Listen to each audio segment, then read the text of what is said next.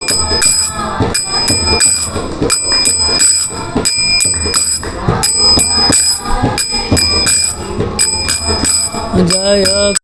गुरुदेवा जय गुरुदेवा गुरुदेवा श्रील गुरुदेवा जय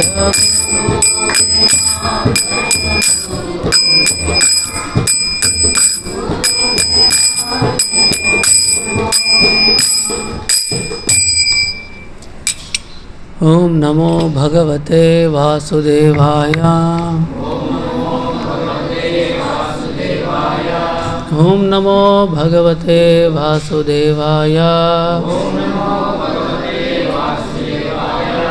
ओम नमो भगवते वासुदेवाय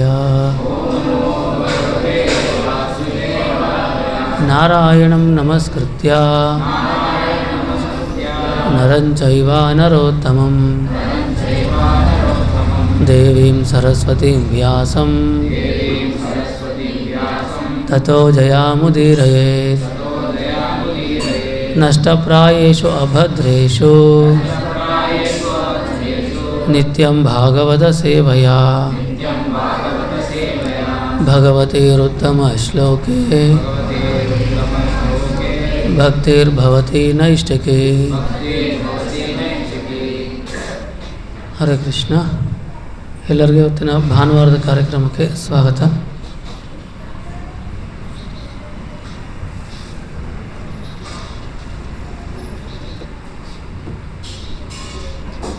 ಈ ದಿನ ನಾವು ಮುಂದಿನ ಭಾನುವಾರ ಜಗನ್ನಾಥ ರಥಯಾತ್ರೆ ಇರೋ ಪ್ರಯುಕ್ತ ರಥಯಾತ್ರೆಯನ್ನು ಏಕೆ ಮಾಡ್ತಾರೆ, ಜಗನ್ನಾಥನ ಆ ಒಂದು ರೀತಿಯ ವಿಶೇಷ ಅಥವಾ ಒಂಥರ ವಿಚಿತ್ರ ರೂಪ ನೋಡಿದ್ರೆ ಒಂಥರ ನಾವು ಸಹಜವಾಗಿ ನೋಡಿರೋದಿಲ್ಲ, ಯಾಕೆ ಆ ರೀತಿ ಅವರಿದ್ದಾರೆ, ಆಮೇಲೆ ಆ ರಥಯಾತ್ರೆಯಲ್ಲಿ ಅದರ ಯಾಕೆ ಆ ರೀತಿ ರಥಯಾತ್ರೆಯನ್ನು ಆಚರಣೆ ಮಾಡ್ತಾನೆ ಅದರ ಪ್ರಾಮುಖ್ಯತೆಯನ್ನು ಅರ್ಥ ಮಾಡ್ಕೊಳ್ಳೋಣ. ಇಲ್ಲಿ ಬರೆದಿರೋ ಶ್ಲೋಕ ಶ್ರೀ ಜಗನ್ನಾಥ ಅಷ್ಟಕದಿಂದ ತಗೊಂಡಿದ್ದಾರೆ. ಒಂದು ಸರಿ ಹಾಗೆ ಎಲ್ಲರೂ ಹೇಳೋದಕ್ಕೆ ಪ್ರಯತ್ನ ಮಾಡೋಣ ಆ ಶ್ಲೋಕನ. ರಥಾರೂಢೋ ಗಚ್ಚನ್ ಪತಿ ಮಿಲಿತಾ ಭೂದೇವ ಪಟಾಲೈ ಪತಿ ಮಿಲಿತಾ ಭೂದೇವ ಪಟಾಲೈ ಸ್ತುತಿ ಪ್ರಾದುರ್ಭಾವಂ ಪ್ರತಿಪದಂ ಉಪಾಕರ್ಣ್ಯ ಸದಾಯ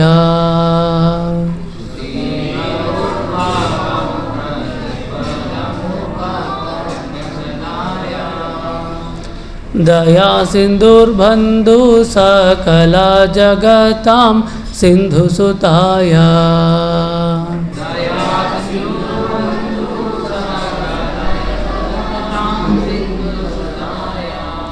जगन्नाथ स्वामी नयन पथगामी भवतु मे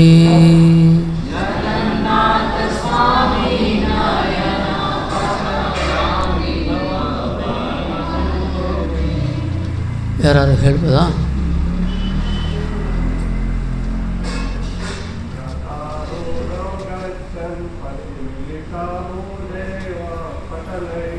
ರಥಾರೂಢೋ ಗಚ್ಚನ್ ಪತಿ ಮಿಲಿತಾ ಭೂದೇವ ಪಟಲೈ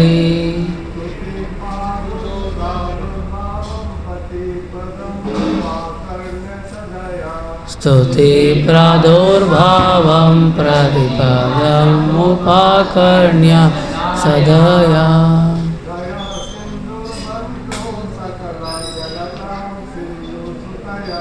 ದಯಾ ಸಿಂಧುರ್ಬಂಧು ಸಕಲ ಜಗತಾಂ ಸಿಂಧುಸುತಾಯ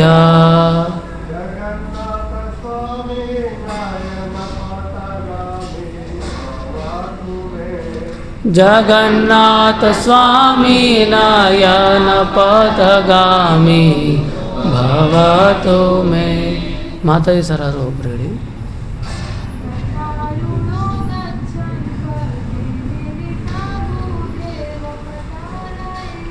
रथारूढो गच्छन् पतिमिलिता भूदेव पटालये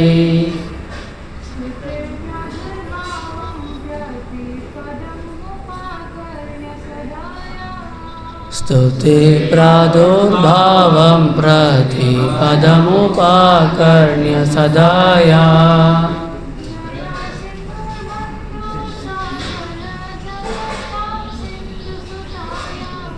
दया सिन्धुर्बन्धु सकल जगतां सिन्धुसुताय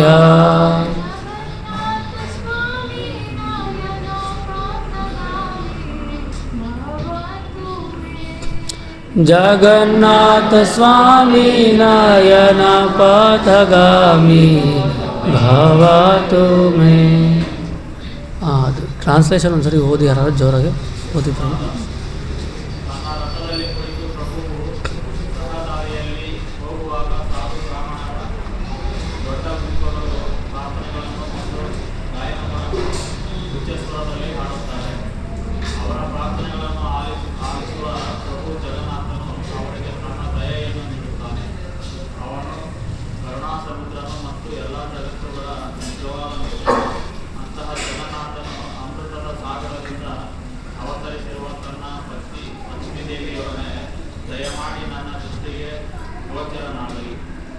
ಹರೇ ಕೃಷ್ಣ.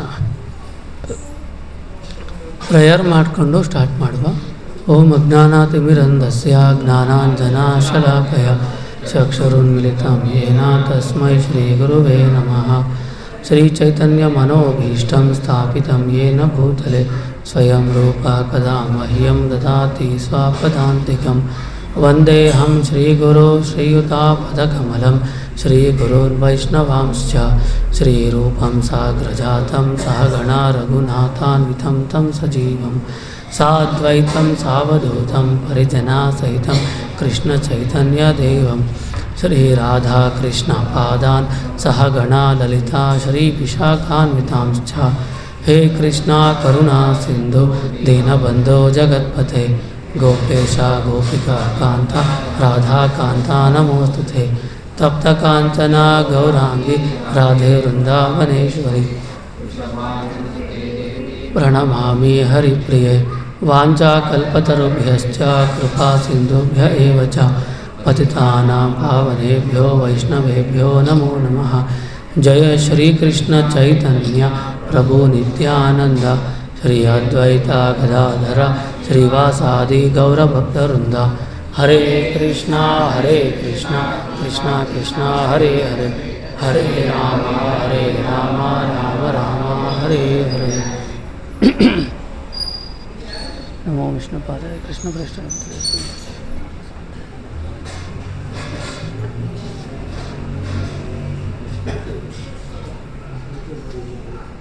ಮೂಕಾಂ ಕರೋತಿ ವಾಚಾಲಂ ಪಂಗುಂ ಲಂಘಯತೆ ಗಿರಿಂ ಯತ್ಕೃಪಾತಮಹಂ ವಂದೇ ಶ್ರೀ ಗುರುಂ ದೀನದಾರಿಣಂ ಪರಮಾನಂದ ಮಾಧವಂ ಶ್ರೀ ಚೈತನ್ಯ ಈಶ್ವರ.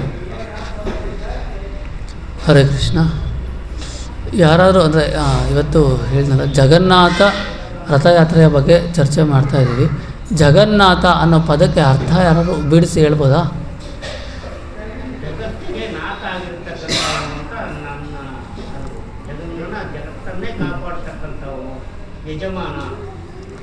ಭಾಳ ಚೆನ್ನಾಗಿ ಹೇಳ್ರಿ ಪ್ರಭು. ಸೊ ನಾಥ ಅಂದರೆ ಒಡೆಯ, ಯಜಮಾನ. ಇಡೀ ಜಗತ್ತಿಗೆ ನಾಥ ಯಾರು? ಜಗನ್ನಾಥ ಅಂತ ಭಗವಂತನಿಗೆ ಕರೀತಾರೆ. ಯಾಕೆಂದರೆ ಇಡೀ ಜಗತ್ತಿನ ಸೃಷ್ಟಿ ಸ್ಥಿತಿ ಲಯ ನೇಮ ಬಂಧ ಮೋಕ್ಷ ಜ್ಞಾನ ಅಜ್ಞಾನ ವೈರಾಗ್ಯ ಎಲ್ಲವನ್ನು ಮಾಡುವಂಥವನು ಭಗವಂತ. ಆತ ನಿತ್ಯವಾಗಿ ಇದೆಲ್ಲ ಮಾಡ್ತಾ ಇರ್ತಾನೆ. ಆದರೆ ಆತನಿಗಿದೆಲ್ಲ ಮಾಡೋದಕ್ಕೆ ಅವನು ಶ್ರಮಪಟ್ಟು ಮಾಡಬೇಕಾಗಿರೋ ಅಗತ್ಯ ಇಲ್ಲ, ಅಥವಾ ಓಡಾಡ್ಕೊಂಡು ಮಾಡಬೇಕಾಗಿರೋ ಅಗತ್ಯನೂ ಇಲ್ಲ, ನಿಂತು ಮಾಡಬೇಕಾಗಿರೋ ಅಗತ್ಯ ಇಲ್ಲ, ಕುಂತು ಮಾಡಬೇಕಾಗಿರೋ ಅಗತ್ಯ ಇಲ್ಲ. ಆತ ತನ್ನ ಕಣ್ಣನ ನೋಟ ಇದೆಯಲ್ಲ, ಆ ನೋಟನೂ ಬೇಡ. ಕಣ್ಣನ ನೋಟದ ಒಂದು ಕುಡಿ ನೋಟ, ಪೂರ್ತಿ ನೋಟ ಅಲ್ಲ, ಸುಮ್ಮನೆ ಹಿಂಗೆ ನೋಡಿದ್ರೆ ಇಡೀ ಜಗತ್ತಿನ ಸೃಷ್ಟಿ ಸ್ಥಿತಿ ಪ್ರಳಯ ಸಾಧನ ಎಲ್ಲವೂ ಸಹ ನಡೀತಾ ಇರುತ್ತೆ. ಅಷ್ಟು ಭಗವಂತ ಸರ್ವಶಕ್ತ. ಭಗವಂತನಿಗೆ ಅದು ಒಂದು ವಿಷಯ ಅಲ್ಲ. ಸೊ ಇವತ್ತಿನ ವಿಚಾರ ಪ್ರಾರಂಭ ಮಾಡ್ತಾ ಆಚಾರ್ಯರು ಒಂದು ಕೀರ್ತನೆ ಹೇಳ್ತಾರೆ, ಮಲಗಿ ಪರಮಾದರದಿ ಪಾಡಲು ಕುಳಿತು ಕೇಳುವ, ಕುಂತರೆ ನಿಲ್ಲುವ, ನಿಂತರೆ ನಲಿವ, ನಲಿದರೆ ನಾನಿಮಗೊಲಿವೆನನುವ, ಸುಲಭದೋಳು ಹರಿತನ್ನವರನ್ನು ಅರೆಗಳಿಗೆ ಬಿಟ್ಟಗಲನು, ರಮಾಧವನೊಲಿಸಲು ಪಾಮರರು ಬಳಲುವರು ಭವದೊಳಗೆ.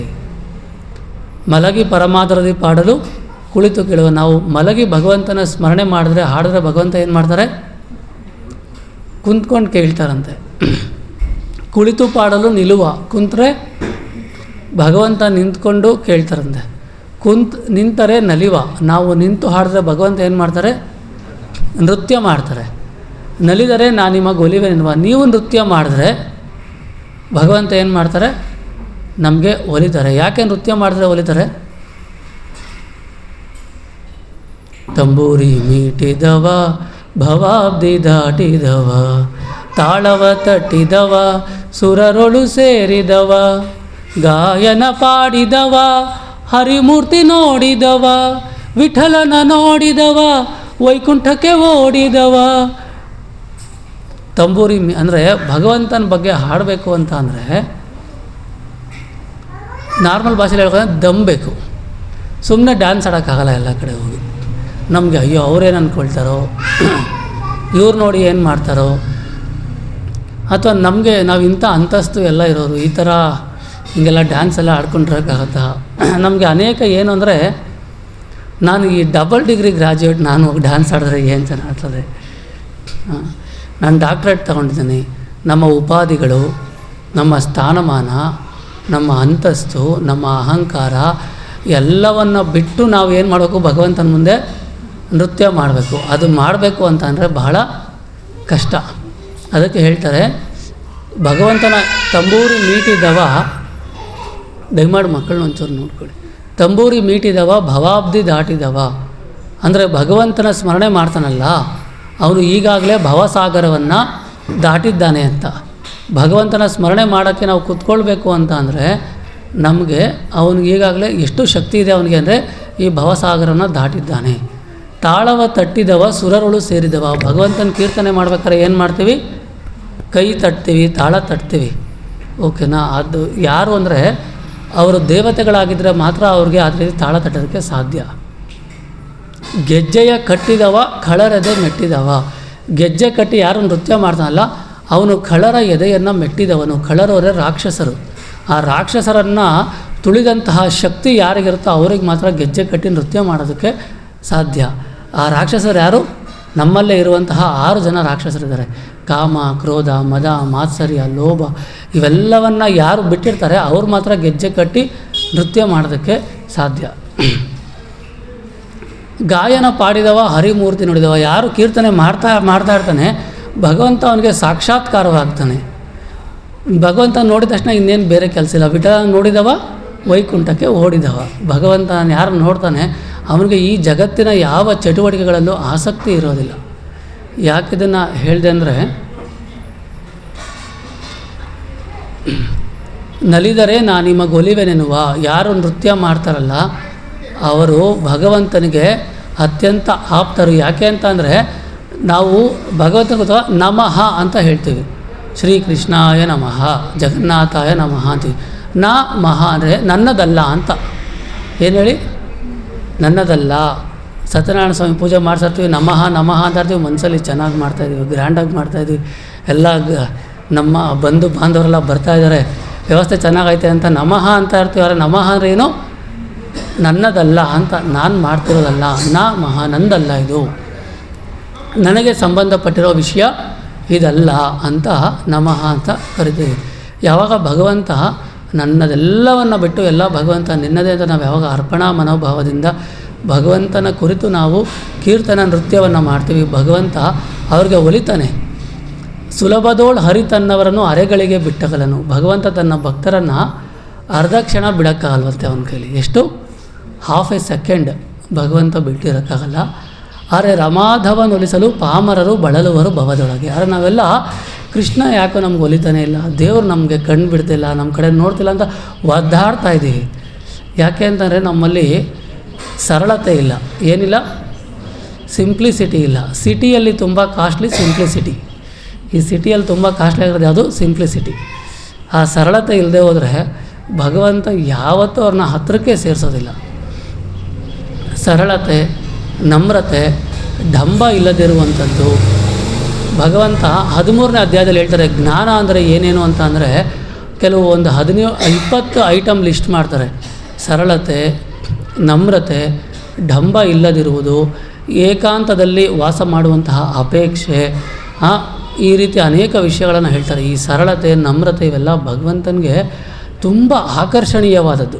ಆದರೆ ನಮ್ಮಲ್ಲಿ ಅದು ತುಂಬ ಕಾಸ್ಟ್ಲಿ ಆಗಿಬಿಟ್ಟಿದೆ. ನಮ್ಮಲ್ಲಿ ಅದಿಲ್ಲ. ಸರಳತೆ ಆಗಲಿ, ನಮ್ರತೆ ಆಗಲಿ, ಢಂಬ ಇಲ್ಲದಿರೋದಾಗಲಿ.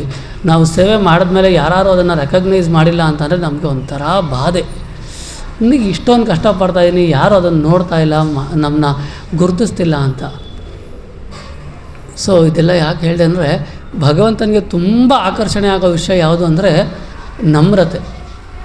ನಮ್ರತೆ ಅಂತ ಅಂದರೆ ಏನು ಅಂದರೆ ಯಾರಿಂದನೂ ಗೌರವ ಅಪೇಕ್ಷೆ ಪಡಬಾರ್ದು. ಏನು ಹೇಳಿ? ಯಾರಿಂದನೂ ಗೌರವ ಅಪೇಕ್ಷೆ ಪಡಬಾರ್ದು. ಮತ್ತು ಎಲ್ಲರಿಗೆ ಗೌರವವನ್ನು ಕೊಡಬೇಕು. ಇದನ್ನು ನಮ್ರತೆ ಅಂತ ಕರೀತಾರೆ. ನಮ್ಮದು ಉಲ್ಟಾ, ಎಲ್ಲರೂ ನಮಗೆ ಗೌರವ ಕೊಡಬೇಕು, ಆದರೆ ನಾವು ಮಾತ್ರ ಯಾರಿಗೂ ರೆಸ್ಪೆಕ್ಟ್, ಎಲ್ಲರೂ ನಮ್ಮ ಕೇರ್ ಮಾಡಬೇಕು, ನಾವು ಮಾತ್ರ ಡೋಂಟ್ ಕೇರ್, ಯಾರನ್ನೂ ಕೇರ್ ಮಾಡಲ್ಲ. ಆದರೆ ನಮ್ರತೆ ಅಂದರೆ ಏನು? ಎಲ್ಲರಿಗೆ ನಾವು ಗೌರವ ಕೊಡಬೇಕು, ಆದರೆ ಯಾರಿಂದನೂ ಗೌರವ ಅಪೇಕ್ಷೆ ಪಡಬಾರ್ದು. ಹಾಗಿರೋನು ಮಾತ್ರ ಅದನ್ನು ಹೇಳಿದ ಕೀರ್ತನೀಯ ಸದಾ ಹರಿ. ಅಂಥ ವ್ಯಕ್ತಿ ಮಾತ್ರ ಯಾವಾಗಲೂ ಭಗವಂತನ ಸ್ಮರಣೆ ಮಾಡೋಕ್ಕೆ ಸಾಧ್ಯ. ನಾವು ಜಪ ಮಾಡೋಕ್ಕಾಯ್ತಿಲ್ಲ, ತುಂಬ ಡಿಸ್ಟರ್ಬ್ ಆಗ್ತಾಯಿದೆ, ಎಲ್ಲೆಲ್ಲೋ ಮನಸ್ಸು ಹೋಗ್ತಾಯಿದೆ. ಯಾಕೆ ಅಂತಂದರೆ ನಿನಗೆ ಆ ನಮ್ರತೆ ಇನ್ನೂ ಬಂದಿಲ್ಲ. ಅಂಥ ವ್ಯಕ್ತಿ ಮಾತ್ರ ನಿತ್ಯವಾಗಿ ಭಗವಂತನ ಸ್ಮರಣೆ ಮಾಡೋಕ್ಕೆ ಸಾಧ್ಯ ಅಂತ ಚೈತನ್ಯ ಮಹಾಪ್ರಭು ಹೇಳ್ತಾರೆ. ಯಾಕಿಷ್ಟೆಲ್ಲ ಹೇಳಿದೆ ಅಂದರೆ ಈ ನಮ್ರತೆ ಇದೆಯಲ್ಲ, ಇದು ಭಗವಂತನ ತುಂಬ ಅಟ್ರ್ಯಾಕ್ಟ್ ಮಾಡೋ ವಿಷಯ. ಏನು ಹೇಳಿ? ನಮ್ರತೆ. ಅದೆಲ್ಲೂ ಸಿಗೋದಿಲ್ಲ. ನಾವೇ ಅದನ್ನು ಏನು ಮಾಡಬೇಕು? ಬೆಳೆಸ್ಕೊಳ್ಬೇಕು. ಅದನ್ನು ನಾವೇ ನಿಧಾನವಾಗಿ ಬೆಳೆಸ್ಕೊಳ್ಬೇಕು. ಭಗವಂತ ಜಗನ್ನಾಥ ಮೊದಲನೇದಾಗಿ ಇವಾಗ ಜಗನ್ನಾಥ ದೇವಾಲಯ ಎಲ್ಲಿದೆ ಯಾರಿಗಾರು ಗೊತ್ತಾ? ಮೂಲ ದೇವಸ್ಥಾನ ಪೂರಿಯಲ್ಲಿದೆ, ಒರಿಸ್ಸಾದ ಪೂರಿಯಲ್ಲಿದೆ. ಆಮೇಲೆ ಅನ್ನಪೂರ್ಣೇಶ್ವರ ನಗರದಲ್ಲಿದೆ. ಜಗನ್ನಾಥ ಎಲ್ಲ ಕಡೆ ಇದ್ದಾನೆ. ಸೊ ಆ ಪೂರಿಯಲ್ಲಿರುವಂತಹ ಜಗನ್ನಾಥ ಹೇಗೆ ಅಲ್ಲಿ ಬಂದು ನೆಲೆಸಿದ ಅಂತ ಫಸ್ಟ್ ನಾವು ತಿಳ್ಕೊಳ್ಳೋಣ. ಕಳೆದ ವಾರ ಕೆಲವರೆಲ್ಲ ಕೇಳಿದ್ರು, ಅಂದರೆ ಯಾಕೆ ರಥಯಾತ್ರೆ ಮಾಡ್ತೀವಿ, ಅದರ ಪ್ರಾಮುಖ್ಯತೆ ಏನು ಹೇಳಿ ಪ್ರಭು, ಸೊ ದಟ್ ನಾವು ಇನ್ನೂ ಚೆನ್ನಾಗಿ ಆಚರಣೆ ಮಾಡ್ಬೋದು ಆ ಭಾವದಲ್ಲಿ ಅಂತ. ಇಂದ್ರದ್ಯುಮ್ನ ಮಹಾರಾಜ ಅಂತ ಒಬ್ಬರಿದ್ದರು ಸತ್ಯಯುಗದಲ್ಲಿ. ಏನು ಹೆಸರು? ಇಂದ್ರದ್ಯುಮ್ನ ಮಹಾರಾಜ. ಅವರಿದ್ದದ್ದು ಅವಂತಿ ನಗರ. ಎಲ್ಲಿ? ಅವಂತಿ, ಉಜ್ಜಯಿನಿ ಇವಾಗೆಲ್ಲ ಇದೆಯಲ್ಲ ಆ ಸ್ಥಳ. ಆತ ಮಹಾನ್ ಭಕ್ತ, ವಿಷ್ಣುವಿನ ಭಕ್ತ. ಆತನ ಭಕ್ತಿ ಎಲ್ಲಿವರೆಗೂ ಹೋಗುತ್ತೆ ಅಂತಂದರೆ ಅವನಿಗೆ ತುಂಬ ಆಸೆ ಭಗವಂತನನ್ನು ನೇರವಾಗಿ ನೋಡಬೇಕು ಅಂತ. ನಮಗೆ ಯಾವಾಗಾರು ಆ ಥರ ಆಸೆ ಆಗಿದೆಯಾ? ಯಾರೋ ಕೆಲವರು ನಮ್ಮ ನಾಯಕರುಗಳನ್ನ ನಾವು ಮನಸ್ಸಲ್ಲಿ ಇಟ್ಕೊಂಡಿರ್ತೀವಲ್ಲ, ಅಂಥವ್ರನ್ನ ಒಂದು ನೋಡ್ಬೇಕ್ರಿ ಅಂತ ಅನ್ಕೋತಾ ಇರ್ತೀವಿ. ನಮ್ಮ ಮನಸ್ಸಲ್ಲಿ ಅದು ತಾನೇ ಇರುತ್ತೆ, ಒಂದು ಸರಿ ಅವ್ರನ್ನ ನೋಡಬೇಕು ಹೇಗಾದ್ರು ಮಾಡಿ ಅಂತ ಯಾವಾಗಲೂ ಇರುತ್ತೆ. ನಾವು ದೇವರನ್ನು ನೋಡಬೇಕು ಅಂತ ಯಾವತ್ತೂ ಅಂದ್ಕೊಳ್ಳೋದೇ ಇಲ್ಲ. ಸೊ ಭಗವಂತನ ನೋಡಲೇಬೇಕು ಅಂತ ಅವನಿಗೆ ಅತೀವವಾದ ಅಪೇಕ್ಷೆ ಉಂಟಾಗುತ್ತೆ. ಆ ಅಪೇಕ್ಷೆಯಿಂದ ಏನು ಮಾಡ್ತಾನೆ, ನಿತ್ಯ ಅದೇ ಯೋಚನೆಯಲ್ಲಿರ್ತಾನೆ. ಆಗ ಅವನಿಗೆ ವಿಚಾರ ಗೊತ್ತಾಗತ್ತೆ, ಒರಿಸ್ಸಾದಲ್ಲಿರುವಂತಹ ಜನ ಇದ್ದಾರಲ್ಲ ಅವರು ಭಗವಂತನನ್ನು ನೇರವಾಗಿ ಪೂಜೆ ಮಾಡ್ತಾರೆ. ಅಂದರೆ ಸಾಕ್ಷಾತ್ ಭಗವಂತ. ಅಲ್ಲಿ ಮೊದಲು ಇದ್ದಂತಹ ಭಗವಂತನ ಹೆಸರು ನೀಲಮಾಧವ. ಏನು? ನೀಲಮಾಧವ ಅಂತ. ನಾವು ಜಗನ್ನಾಥಪುರಿಗೆ ಹೋದಾಗ ನೀಲಮಾಧವ ಕ್ಷೇತ್ರಕ್ಕೂ ಹೋಗ್ತೇವೆ. ಆ ನೀಲಮಾಧವ ಅಂದರೆ ಡೈರೆಕ್ಟಾಗಿ ಭಗವಂತ, ಈಗ ನಾವು ಏನಂತಾರೆ ನೈವೇದ್ಯ ಇಡ್ತೀವಿ, ಗಂಟೆ ನುಡಿಸ್ತೀವಿ, ಎಲ್ಲ ಆದಮೇಲೆ ಭಗವಂತ ತಗೊಂಡಿದ್ಯಾ ಅಂತ ಅಂದ್ಕೊಂಡು ಬಂದು ತಟ್ಟೆಗೆ ಹಾಕ್ಕೊಂಡು ನಾವಾರು ಬೇಗ ಪ್ರಸಾದ ತೊಗೊಂಡ್ಬಿಡ್ತೀವಿ. ಅಲ್ಲಿ ಹಾಗಲ್ಲ, ಡೈರೆಕ್ಟಾಗಿ ಭಗವಂತನ ಪ್ರಸಾದ ಕೊಟ್ಟರೆ ಭಗವಂತ ಪ್ರಸಾದ ತಗೊಳ್ತಾರೆ. ನಮ್ಮ ಎಲ್ಲ ಉಪಚಾರವನ್ನು ಭಗವಂತ ಸ್ವೀಕರಿಸ್ತಾರೆ. ಹಿ ವಿಲ್ ರೆಸಿಪ್ರೊಕೇಟ್, ಪ್ರತಿಸ್ಪಂದಿಸ್ತಾರೆ, ನಮ್ಮ ಎಲ್ಲ ಭಾವನೆಗಳಿಗೆ ಪ್ರತಿಸ್ಪಂದಿಸ್ತಾರೆ. ಸೊ ಆ ರೀತಿ ಪ್ರತಿಸ್ಪಂದಿಸುವಂತಹ ಭಗವಂತನನ್ನು ಅವರು ಪೂಜೆ ಮಾಡ್ತಾರೆ ಅಂತ ಹೇಳಿದಾಗ ಇಂದ್ರದ್ಯುಮ್ನನಿಗೆ ತುಂಬ ಬಯಕೆ ಆಯಿತು. ನಾನು ಏನಾದರೂ ಮಾಡಿ ಆ ಭಗವಂತನನ್ನು ನೋಡಬೇಕು, ಸೇವೆ ಮಾಡಬೇಕು ಅಂತ. ಆಗ ವಿದ್ಯಾಪತಿ ಎನ್ನುವಂತಹ ಒಬ್ಬ ಬ್ರಾಹ್ಮಣನನ್ನು ಅದನ್ನು ಹುಡ್ಕೊಂಡು ಬರೋದಕ್ಕೆ ಕಳಿಸ್ತಾರೆ. ಇವರನ್ನೆಲ್ಲ ಹೆಂಗಾರು ಮಾಡಿ ನೀಲಮಾಧವನನ್ನು ಹುಡುಕಬೇಕು. ಆ ವಿದ್ಯಾಪತಿ ಬ್ರಾಹ್ಮಣ ಎಲ್ಲ ಕಡೆ ಹುಡುಕಿ ತುಂಬ ಪರಿಶ್ರಮ ಪಡ್ತಾನೆ. ಕೊನೆಗೆ ಈ ಒರಿಸ್ಸಾ ಪ್ರಾಂತ್ಯದ ಈಗ ಪೂರಿ ಜಗನ್ನಾಥ ಇದ್ದಾರಲ್ಲ, ಅಲ್ಲಿ ಮಹಾನದಿ ತೀರ ಇದೆ, ಮಹಾನದಿ ರಿವರ್ ಹರಿಯುತ್ತೆ. ಅಲ್ಲಿ ತುಂಬ ದಟ್ಟವಾದ ಕಾಡು. ಆ ಕಾಡು ಜನಗಳು ಭಗವಂತನನ್ನು ಪೂಜೆ ಮಾಡ್ತಿದ್ದಾರೆ ಅಂತ ಕೇಳಿಸ್ಕೊಳ್ತಾನೆ. ಆ ಕಾಡು ಜನ ಇರ್ತಾರಲ್ಲ, ಆ ಬೇಡರು, ಅವರಿಗೆ ಮುಖ್ಯಸ್ಥನಾದವನ ಹೆಸರು ಯಾರು ಹೇಳ್ಬೋದಾ? ಏನು? ವಿಶ್ವಾವಸು. ಆ ವಿಶ್ವಾವಸು ಇದ್ದನಲ್ಲ, ಆತ ನಿತ್ಯ ಆ ನೀಲಮಾಧವನನ್ನು ಸೇವೆ ಮಾಡ್ತಾಯಿರ್ತಾರೆ. ವಿಶ್ವಾವಸು ಆ ಕಾಡು ಜನರ ರಾಜ ನಿತ್ಯ ಸೇವೆ ಮಾಡ್ತಾಯಿರ್ತಾನೆ. ಬಹಳ ಭಕ್ತಿ ಭಾವದಿಂದ ತುಂಬ ತನ್ಮಯತೆಯಿಂದ ಆತ ಸೇವೆ ಮಾಡ್ತಿರ್ತಾನೆ. ಈ ವಿದ್ಯಾಪತಿ ಬ್ರಾಹ್ಮಣ ಹೋಗಿ ವಿಶ್ವವಸು ಹತ್ರ ಕೇಳ್ತಾನೆ, ನನಗೆ ಇಂದ್ರದ್ಯುಮ್ನ ಮಹಾರಾಜ ಕಳಿಸಿದ್ದಾನೆ, ಆತನಿಗೆ ನೀನು ಪೂಜೆ ಮಾಡ್ತಿದ್ದಲ್ಲ ನೀಲಮಾಧವ, ಎಷ್ಟು ಚೆನ್ನಾಗಿದೆಯಲ್ಲ ಹೆಸರು ಕೇಳೋದಕ್ಕೆ, ಆ ನೀಲಮಾಧವನನ್ನು ನೇರವಾಗಿ ಸೇವೆ ಮಾಡಬೇಕು ಅಂತ ತುಂಬ ಅಪೇಕ್ಷೆ, ನೀನು ಕಳಿಸ್ಕೊಡ್ಬೇಕು ಅಂತ. ನಮ್ಮಲ್ಲಿರೋ ದೇವ್ರನ್ನ ಯಾರು ಬಂದು ಕಳಿಸ್ಕೊಡಿ ಅಂದರೆ ಆಯ್ತು ಕರ್ಕೊಂಡೋಗಿ ಅಂತ ಕಳಿಸಲ್ವಲ್ಲ. ಯಾಕಂದರೆ ನಾವು ಕಳಿಸ್ಬಿಡ್ತೀವಿ. ಈಗ ಫಸ್ಟ್ ತಗೊಂಡು ಹೋಗ್ಬಿಡಿ, ಒಂದು ದೊಡ್ಡ ಕಷ್ಟ ಇಂದಿರಾರಮಣ ಗೋವಿಂದ ಅಂತ ಎಷ್ಟೋ ಜನ ನಾವು ಹಂಗೆ ಮಾಡ್ತೀವಲ್ವ, ಮನೇಲಿ ಫೋಟೋಗಳು ಕೊಟ್ಬಿಡೋದು, ದೇವ್ರು ಕೊಟ್ಬಿಡೋದು ಎಲ್ಲ ಈಗ ಇತ್ತೀಚೆಗೆ ನಾವು ನೋಡ್ತಾ ಇದ್ದೀವಲ್ವ. ಕೊಟ್ಟು ಕಳಿಸ್ಬಿಟ್ಟು ಅಪ್ಪ ನೆಮ್ಮದಿ ಆಗೋಯ್ತು, ಇನ್ನು ನಾಳೆಯಿಂದ ಬೆಳಗ್ಗೆ ಎದ್ದು ಏನೂ ಸಂಧ್ಯಾ ವಂದನೆ ಇಲ್ಲ, ಸ್ನಾನ ಇಲ್ಲ, ನೈವೇದ್ಯ ಇಲ್ಲ, ಯಾವ ಕಷ್ಟವೂ ಇಲ್ಲ. ಆದರೆ ಅವರು ಅದನ್ನು ಕೊಟ್ಟು ಕಳಿಸ್ಲಿಲ್ಲ. ಯಾವುದೇ ಕಾರಣಕ್ಕೂ ನಾವು ಅದನ್ನು ಕೊಡೋದಿಲ್ಲ ಅಂತ ಹೇಳ್ತಾರೆ. ವಿದ್ಯಾಪತಿ ತುಂಬ ಪ್ರಯತ್ನ ಮಾಡ್ತಾರೆ. ಕೊನೆಗೆ ಏನು ಮಾಡ್ತಾನೆ, ಆ ವಿಶ್ವಾವಸು ರಾಜ ಇರ್ತಾನಲ್ಲ, ಕಾಡು ಜನರ ರಾಜ, ಅವರ ಮಗಳು ಲಲಿತಾ ಅಂತ ಆಕೆಯನ್ನು ವಿವಾಹವಾಗ್ತಾನೆ. ವಿವಾಹವಾಗಿ ಪ್ರತಿನಿತ್ಯ ಏನು ಮಾಡೋದು, ವಿದ್ಯಾಪತಿ ಬ್ರಾಹ್ಮಣ ಲಲಿತಾಗೆ ಹೇಳ್ತಾನೆ, ಹೇಗಾರು ಮಾಡಿ ನಿಮ್ಮ ತಂದೆಗೆ ಹೇಳು ನನ್ನನ್ನು ಆ ನೀಲಮಾಧವನ ಹತ್ರ ಕರ್ಕೊಂಡು ಹೋಗಬೇಕು, ದರ್ಶನ ಮಾಡಿಸ್ಬೇಕು ಅಂತ. ತುಂಬ ಮಗಳು ಯಾವಾಗಲೂ ಹೇಳ್ತಾ ಇರ್ತಾಳೆ. ಯಾರಿಗೆ? ತಂದೆಗೆ. ತೀರಾ ಮಗಳು ತುಂಬ ಅಂಗಲಾಚಿದ್ರೆ ತಂದೆಗೆ ಏನನ್ಸಲ್ಲ, ಬೇಡ ಅಂತ ಅನ್ಸೋಕ್ಕೆ ಮನಸ್ಸಾಗಲ್ಲ. ಆಯಿತು ಅಂತ ಅಂದ್ಬಿಟ್ಟು ಏನು ಮಾಡ್ತಾರೆ, ಒಂದು ಷರತ್ತಿಗೆ ಒಳಪಟ್ಟು, ಅಂದರೆ ಈ ವಿದ್ಯಾಪತಿ ಬ್ರಾಹ್ಮಣ ಇರ್ತಾನಲ್ಲ, ಅವನ ಕಣ್ಣಿಗೆ ಬಟ್ಟೆಯನ್ನು ಕಟ್ತಾರೆ.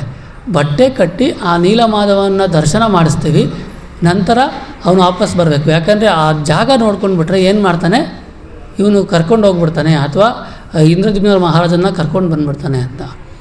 ಈತ ಏನು ಮಾಡ್ತಾನೆ, ಸಾಸಿವೆ ಕಾಳಿರ್ತದಲ್ಲ, ಆ ಕಾಳನ್ನು ಕೈಯಲ್ಲಿ ಇಟ್ಕೊಂಡು ಆ ರಸ್ತೆ ಹೋಗೋ ದಾರಿಲಿ ಕಣ್ಣಿಗೆ ಬಟ್ಟೆ ಕಟ್ಟಿದ್ರು ಒಂದೊಂದೇ ಕಾಳು ಹಾಕ್ತಾ ಹೋಗ್ತಾನೆ. ಯಾಕೆ? ಅದು ಸಾಸಿವೆ ಗಿಡವಾಗಿ ಬೆಳೆಯುತ್ತೆ. ಆ ಸಾಸಿವೆ ಗಿಡದ ರಸ್ತೆಯನ್ನು ಹಿಡ್ಕೊಂಡು ಹೋದರೆ ಏನಾಗ್ತಾರೆ, ನೀಲಮಾಧವನ ನಾನು ಪುನಃ ನೋಡಬಹುದು ಅಂತ.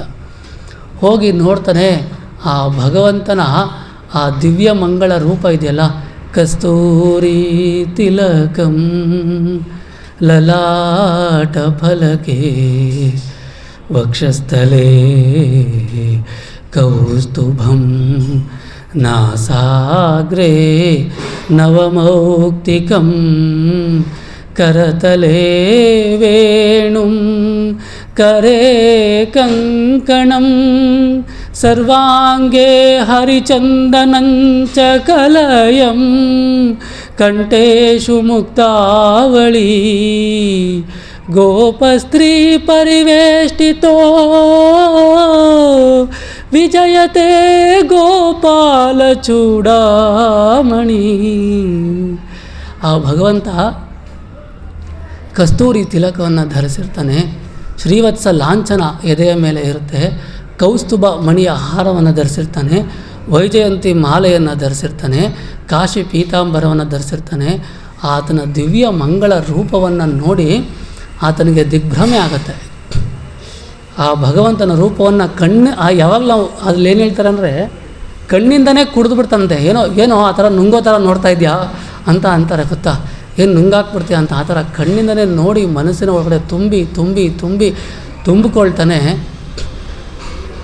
ಆತನಿಗೆ ಅತ್ಯಂತ ಆನಂದವಾಗುತ್ತೆ. ತಕ್ಷಣ ಏನು ಮಾಡ್ತಾನೆ, ಇಂದ್ರದ್ಯುಮ್ನ ರಾಜನ ಹತ್ರ ಓಡೋಗ್ತಾನೆ. ಆ ರಾಜನ ಹತ್ರ ಓಡೋಗಿ, ನಾನು ಕೊನೆಗೂ ಭಗವಂತನ ಹುಡುಕ್ಬಿಟ್ಟೆ, ಬಾ ನಿನ್ನ ಕರ್ಕೊಂಡು ಹೋಗ್ತೀನಿ ಅಂತ. ರಾಜನಿಗೆ ಆತನ ಸಂತೋಷಕ್ಕೆ ಪಾರವೇ ಇರೋದಿಲ್ಲ. ಓಡೋಗಿ ರಥದಿಂದ ಹೋಗಿ ಏನು ಮಾಡ್ತಾನೆ, ಆ ಒಂದು ನೀಲಮಾಧವ ಇದ್ದಂತಹ ಸ್ಥಳಕ್ಕೆ ಹೋಗ್ತಾನೆ. ರಾಜ ಹೋಗೋ ಹೊತ್ತಿಗೆ ಭಗವಂತ ಅದೃಶ್ಯನಾಗ್ಬಿಡ್ತಾನೆ, ಅಲ್ಲಿ ಇರೋದಿಲ್ಲ, ಕಾಣೋದಿಲ್ಲ. ಈತನಿಗೆ ಎದೆ ಏನಾಗುತ್ತೆ, ಒಡೆದು ಹೋಗುತ್ತೆ. ಹೇಗಾದರೂ ನೋಡಬೇಕು ಅಂತ ಅವಕಾಶ ಸಿಕ್ಕಿದಾಗ ಇಂತಹ ಒಂದು ಪರಿಸ್ಥಿತಿ ಬಂತಲ್ಲ ಅಂತ ತುಂಬ ದುಃಖ ಪಡ್ತಾನೆ, ಒದ್ದಾಡ್ತಾನೆ, ರೋಧಿಸ್ತಾ ಇರ್ತಾನೆ. ಆಗ ಭಗವಂತ ಸ್ವಪ್ನದಲ್ಲಿ ಬಂದು ಹೇಳ್ತಾನೆ, ನಿನ್ನಲ್ಲಿ ನನ್ನನ್ನು ನೋಡಬೇಕು ಅನ್ನೋ ಭಾವನೆಯನ್ನು ಇನ್ನೂ ಎಚ್ಚರಗೊಳಿಸಬೇಕು, ಅದನ್ನು ಏನು ಮಾಡಬೇಕು, ಜಾಗೃತಗೊಳಿಸ್ಬೇಕು ಅಂತ ನಾನು ಮಾಡಿದ್ದೇನೆ. ನೀನೇನು ಮಾಡು, ನನಗೋಸ್ಕರ ಒಂದು ಬಹಳ ದೊಡ್ಡದಾದಂತಹ ದೇವಾಲಯವನ್ನು ನಿರ್ಮಾಣ ಮಾಡು. ಎಲ್ಲಿ? ಇವಾಗ ಒರಿಸ್ಸಾ ಪೂರಿಯಲ್ಲಿದೆಯಲ್ಲ, ಅಲ್ಲಿ ದೊಡ್ಡದಾದಂತಹ ದೇವಾಲಯವನ್ನು ನಿರ್ಮಾಣ ಮಾಡು. ಅಲ್ಲಿ ನನ್ನನ್ನು ಪ್ರತಿಷ್ಠಾಪನೆ ಯಾವ ರೀತಿ ಮಾಡಬೇಕು ಅಂತ ನಿನಗೆ ಹೇಳ್ಕೊಡ್ತೀನಿ. ನಾನು ಸಾಕ್ಷಾತ್ತಾಗಿ ನಿನ್ನ ಸೇವೆಯನ್ನು ನಾನೇನು ಮಾಡ್ತೀನಿ, ಸ್ವೀಕಾರ ಮಾಡ್ತೀನಿ ಅಂತ ಸ್ವಪ್ನದಲ್ಲಿ ಭಗವಂತ ವಿಷ್ಣು ಹೇಳ್ತಾರೆ. ಅದರಂತೆ ಆತ ಅತ್ಯಂತ ಭವ್ಯವಾದಂತಹ ದೇವಾಲಯವನ್ನು ನಿರ್ಮಾಣ ಮಾಡ್ತಾರೆ. ಆದರೆ ಭಗವಂತ ಯಾವ ರೂಪವನ್ನು ಅಲ್ಲಿ ಪ್ರತಿಷ್ಠಾಪನೆ ಮಾಡಬೇಕು, ಹೇಗೆ ನಾನು ಅಲ್ಲಿ ಸೇವೆಗಳನ್ನು ಮುಂದುವರಿಸೋಕೆ ಗೊತ್ತಿಲ್ಲ. ಆದರೂ ಸಹ ಏನು ಮಾಡ್ತೀವಿ, ಎಲ್ಲ ಕೇಳೋದಕ್ಕೆ ಮತ್ತು ದೇವಸ್ಥಾನದ ಉದ್ಘಾಟನೆ ಮಾಡೋಕ್ಕೆ ನಾವೇನಾದ್ರು ಉದ್ಘಾಟನೆ ಮಾಡೋಕೆ ಏನು ಮಾಡ್ತೀವಿ, ತುಂಬ ಪಾಪ್ಯುಲರ್ ವ್ಯಕ್ತಿಯನ್ನು ಕರ್ಕೊಂಡು ಬರ್ತೀವಿ. ಇಂದ್ರದ್ಯುಮ್ನ ಮಹಾರಾಜ ಯಾರನ್ನ ಕರ್ಕೊಂಡು ಬರೋಕ್ಕೆ ಹೋಗ್ತಾನೆ, ಯಾರನ್ನ? ಸಾಕ್ಷಾತ್ ಬ್ರಹ್ಮದೇವರನ್ನ ಕರ್ಕೊಂಡು ಬರೋಕ್ಕೆ ಹೋಗ್ತಾನೆ ಇನಾಗ್ರೇಷನ್ ಮಾಡೋದಕ್ಕೆ. ಇಂಥ ಇನಾಗ್ರೇಷನ್ ಯಾರಾದರೂ ಮಾಡಿದಾರಾ? ಸಾಧ್ಯ ಇಲ್ಲ. ಬ್ರಹ್ಮದೇವರನ್ನ ಕರ್ಕೊಂಡು ಬರೋಕ್ಕೆ ಹೋಗ್ತಾನೆ. ಬ್ರಹ್ಮದೇವರನ್ನು ನಾರದ ಮುನಿಗಳ ಸಹಾಯದಿಂದ ಬ್ರಹ್ಮದೇವರ ಹತ್ರ ಹೋಗಿ ಕರ್ಕೊಂಡು ಬರೋದಕ್ಕೆ ಪ್ರಯತ್ನ ಮಾಡ್ತಾನೆ. ಬ್ರಹ್ಮದೇವರ ಹತ್ರ ಹೋದರೆ ಬ್ರಹ್ಮದೇವರು ಆಯಿತು ಬರ್ತೀವಿ ಅಂತಲೂ ಎಲ್ಲ ವ್ಯವಸ್ಥೆ ಅವ್ರಿಗೇನು ಹೇಳಬೇಕು ಎಲ್ಲ ಹೇಳಿ ಬರ್ತೀವಿ ಅಂತ ಹೇಳಿ ಕಳಿಸ್ತಾರೆ. ಆದರೆ ಇಲ್ಲಿಗೆ ಬರೋ ಹೊತ್ತಿಗೆ ಏನಾಗಿರುತ್ತೆ, ಅದೆಷ್ಟೋ ಯುಗಗಳು ಕಳೆದೋಗ್ಬಿಟ್ಟಿರ್ತದೆ. ಯಾಕೆ? ಬ್ರಹ್ಮದೇವರ ಕಾಲಮಾನ ಇಲ್ಲಿನ ಕಾಲಮಾನ ಹಿಂದಿನ ತರಗತಿಯಲ್ಲಿ ಒಂದು ಸರಿ ನಾನು ವ್ಯತ್ಯಾಸ ಹೇಳಿದ್ದೇನೆ. 4 ಯುಗಗಳು 1,000 ಸರಿ ಆದರೆ ಬ್ರಹ್ಮದೇವರಿಗೆ ಒಂದು ಹಗಲು, ಅಂದರೆ 1,000 ಚತುರ್ಯುಗಗಳಿಗೆ ಬ್ರಹ್ಮದೇವರಿಗೆ ಒಂದು ಹಗಲು, ಅಂದರೆ ಸುಮಾರು 4,32,00,000 ಇಷ್ಟು ವರ್ಷಗಳಾದರೆ ಬ್ರಹ್ಮದೇವರಿಗೆ ಒಂದು ಹಗಲು. ಅಲ್ಲಿ ಒಂದು ಸ್ವಲ್ಪ ಹೊತ್ತು ಹೋಗಿ ಇನ್ವೈಟ್ ಮಾಡಿ ಬರೋದಕ್ಕೆ ಇಲ್ಲಿ ಯುಗಗಳೆಲ್ಲ ಕಳೆದೋಗಿರುತ್ತೆ. ಆದರೂ ಇಂದ್ರದ್ಯುಮ್ನ ಮಹಾರಾಜ, ಅವರ ವಂಶಸ್ಥರು, ಅವರ ಮನೆಯವರು ಯಾರೂ ಇರೋದಿಲ್ಲ. ಆದರೂ ಏನು ಮಾಡ್ತಾನೆ, ಒಂದು ಛಲ ಬಿಡದೆ ಭಗವಂತನನ್ನು ಏನು ಮಾಡಬೇಕು, ನಾನು ಸೇವೆ ಮಾಡಲೇಬೇಕು ಅಂತ ಆ ದೇವಾಲಯವನ್ನೆಲ್ಲ ಪುನರುಜ್ಜೀವನಗೊಳಿಸಿ ಅಲ್ಲಿ ಭಗವಂತನನ್ನು ಪ್ರತಿಷ್ಠಾಪನೆ ಮಾಡಬೇಕು ಅಂತ ನೋಡ್ತಾನೆ. ಬ್ರಹ್ಮದೇವರು ಹೇಳ್ತಾರೆ, ಮತ್ತು ಆತನಿಗೂ ಸಹ ಗೋಚರವಾಗುತ್ತೆ ಭಗವಂತ ಆ ನೀಲಾಚಲ, ಅಂದರೆ ಇವಾಗ ನಾವೇನು ಕರಿತೀವಲ್ಲ, ಅದಕ್ಕೆ ಪೂರಿ ಜಗನ್ನಾಥಕ್ಕೆ ನೀಲಾಚಲ ಅಂತಲೂ ಕರಿತೀವಿ, ನೀಲಾಚಲ ನಿವಾಸಿ, ನೀಲಾಚಲ ಧಾಮ ಅಂತಲೂ ಕರಿತೀವಿ. ನೀಲ ಮಾಧವ ಇದ್ದಲ್ವ, ಅದಕ್ಕೆ ನೀಲಾಚಲ, ನೀಲಚಲಗಿರಿ ಅಂತ ಕರಿತೀವಿ. ಅಲ್ಲಿ ಸಮುದ್ರ ಇದೆ, ಪಕ್ಕದಲ್ಲೇ ಸಮುದ್ರ ಇದೆ. ಆ ಸಮುದ್ರದಲ್ಲಿ ಒಂದು ದೊಡ್ಡದಾದಂತಹ ಮರದ ದಿಮ್ಮಿ ಹರಿದುಕೊಂಡು ಬರುತ್ತೆ. ಆ ದಿಮ್ಮಿಯಿಂದ ನನ್ನ ವಿಗ್ರಹವನ್ನು ಯಾವ ರೀತಿ ಮಾಡಬೇಕು ಅಂತ ನಾನು ಹೇಳ್ತೀನಿ ಅಂತ ಹೇಳ್ತಾರೆ. ಅಲ್ಲಿ ಮರದ ದಿಮ್ಮಿ ಬರುತ್ತೆ. ಆ ಮರದ ದಿಮ್ಮಿಯಲ್ಲಿ ಏನಿರ್ತದೆ ಅಂದರೆ, ಆ ಬೃಹತ್ ದಿಮ್ಮಿಯಲ್ಲಿ ಶಂಖಚಕ್ರ ಗದಾ ಪದ್ಮಗಳ ಚಿಹ್ನೆಗಳಿರುತ್ತೆ. ಅಂಥ ಮರದ ದಿಮ್ಮಿಯನ್ನು ಕರ್ಕೊಂಡು ಬರಬೇಕು ಅಂತ ಹೇಳ್ತಾರೆ. ಆ ದಿಮ್ಮಿ ಹಾಗೆ ಹರಿದುಕೊಂಡು ಸಮುದ್ರ ದಡದಲ್ಲಿ ಬಂದು ಅಲ್ಲಿ ಇರುತ್ತೆ, ಅಲೆಗಳಲ್ಲಿ ಕೊಚ್ಕೊಂಡು ಬಂದು ಅದನ್ನು ತರಬೇಕು ಅಂತ ಪ್ರಯತ್ನ ಮಾಡ್ತಾರೆ. ಎಷ್ಟು ಸಾವಿರಾರು ಜನ ಅದನ್ನು ಎಳೆದ್ರು, ಆನೆಗಳಿಂದ ಕಟ್ಟಿಸಿ ಎಳೆದ್ರು, ಆ ದಿಮ್ಮಿ ಮತ್ತೆ ಕರ್ಕೊಂಡು ಬರೋಕ್ಕೆ ಆಗೋದಿಲ್ಲ. ಆಗೇನು ಮಾಡ್ತಾರೆ, ಮೊದಲು ಆ ಬೇಡ ಜನರ ರಾಜ ಇದ್ನಲ್ಲ, ಅವ್ರ ಹೆಸರೇನು, ಯಾರು ಬೇರೆಯವ್ರು ಹೇಳಿ, ವಿಶ್ವಾವಸು, ಆತನ ಕುಲದವರಿದ್ರಲ್ಲ ಅವರನ್ನು ಕರ್ಕೊಂಡು ಬರ್ತಾರೆ. ಅವರು ಬಹಳ ಪ್ರಯಾಸವಿಲ್ಲದೆ ಆ ಮರದ ದಿಮ್ಮಿಯನ್ನು ಕರ್ಕೊಂಡು ಬಂದು ಏನು ಮಾಡ್ತಾರೆ, ದೇವಸ್ಥಾನದಲ್ಲಿ ಇಡ್ತಾರೆ. ನೆಕ್ಸ್ಟ್ ಏನು ಮಾಡಬೇಕು, ಈಗ ಕೆತ್ತನೆ ಮಾಡಬೇಕು. ಅನೇಕ ಜನ ಶಿಲ್ಪಿಗಳನ್ನು ಕರೆಸ್ತಾರೆ.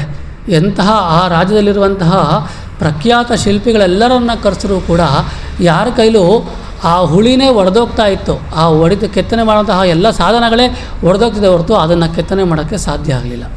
ನಂತರ ಸಾಕ್ಷಾತ್ತಾಗಿ ವಿಶ್ವಕರ್ಮ ಒಬ್ಬ ಚಿಕ್ಕ, ಅಂದರೆ ವೃದ್ಧ ವಯಸ್ಸಾದಂತಹ ಮುದುಕನ ಒಂದು ವೇಷವನ್ನು ಧಾರಣೆ ಮಾಡಿ ಬರ್ತಾರೆ. ಯಾರು? ವಿಶ್ವಕರ್ಮ. ಬಂದು ಹೇಳ್ತಾರೆ ರಾಜನಿಗೆ, ರಾಜ ನಾನು ಕೆತ್ತನೆಯನ್ನು ಮಾಡ್ತೇನೆ, ಆದರೆ ನನ್ನದೊಂದು ಷರತ್ತಿದೆ. ನಾನು 21 ದಿನಗಳ ಕಾಲ ಕೆತ್ತನೆ ಮಾಡ್ತೀನಿ. ನನ್ನನ್ನು ಏನು ಮಾಡಬೇಕು, ದೇವಾಲಯದ ಒಳಗಡೆ ಹಾಕಿ ಕೂಡಾಕ್ಬಿಡ್ಬೇಕು.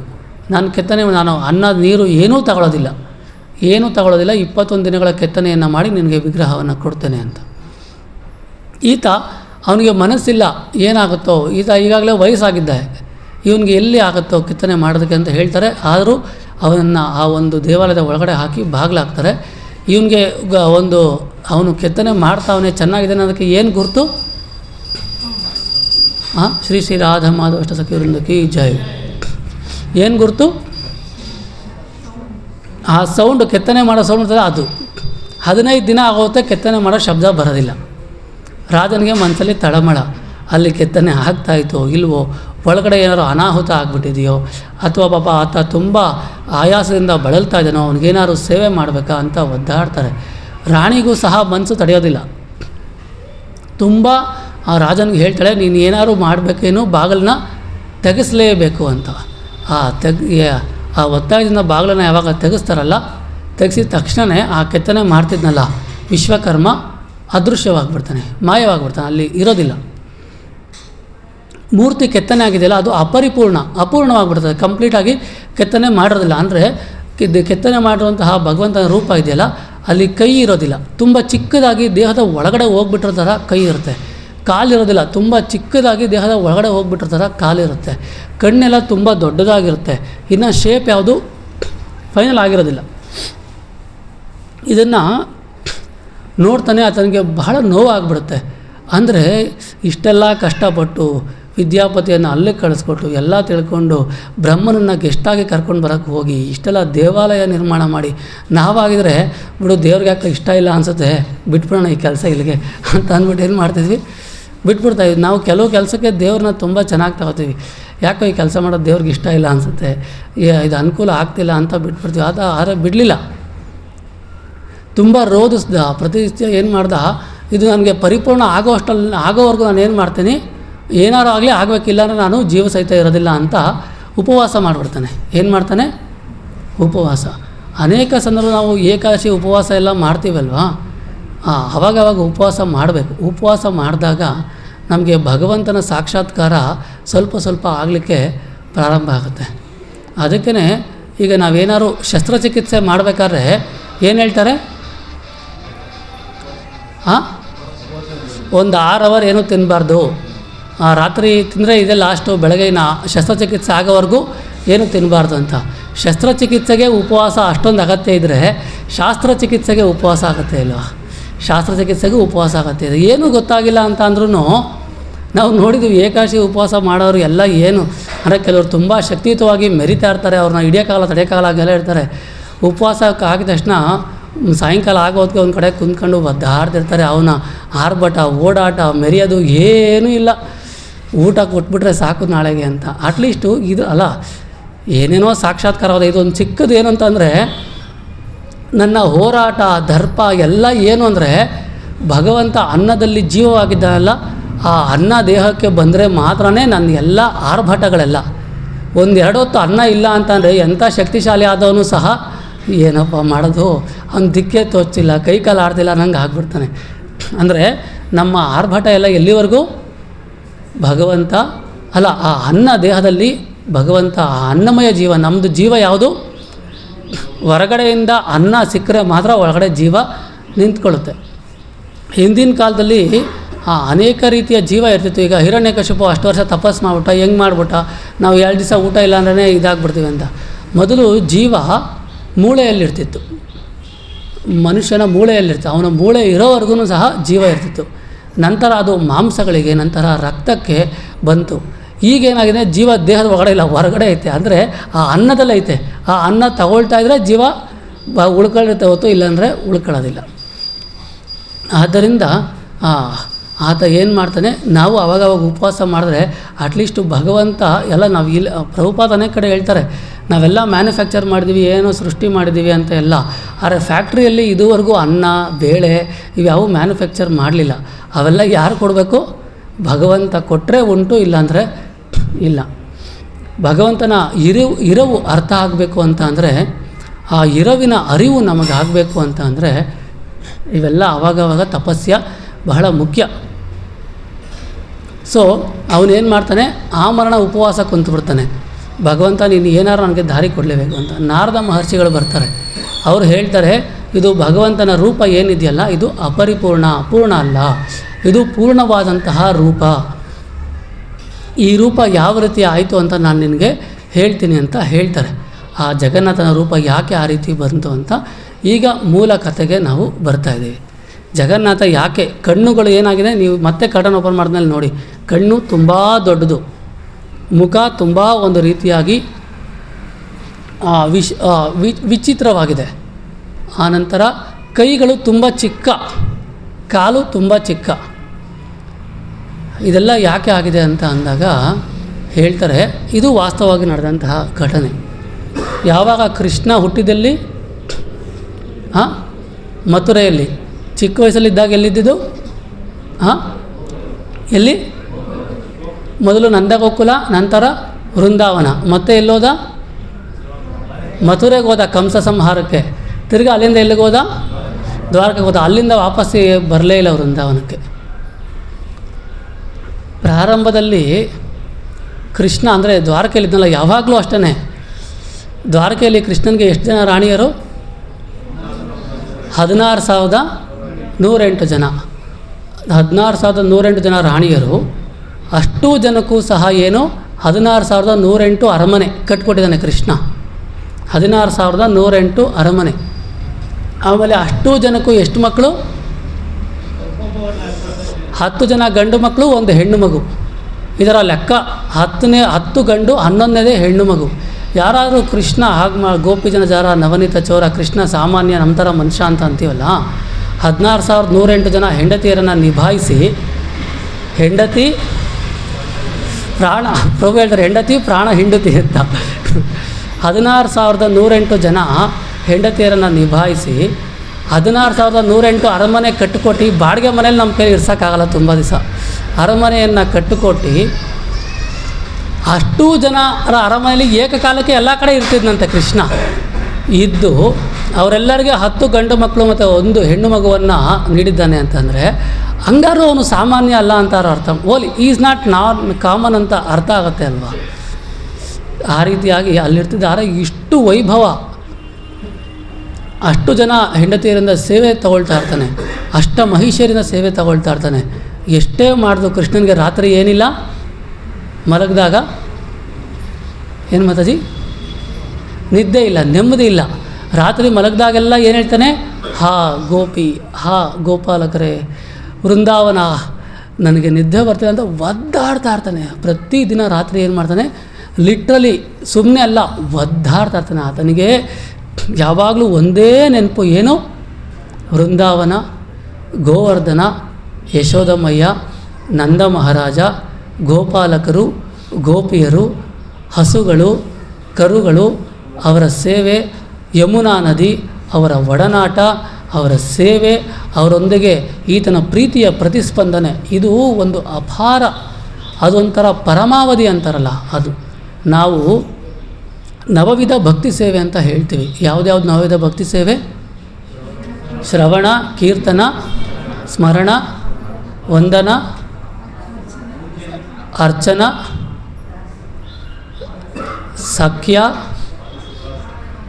ಅರ್ಚನ, ಪಾದಸೇವನ, ಆತ್ಮನಿವೇದನ. ಅಂದರೆ ಭಗವಂತನ ಸ್ಮರಣೆ ಮಾಡೋದು ಮೊದಲನೇದು. ಏನು?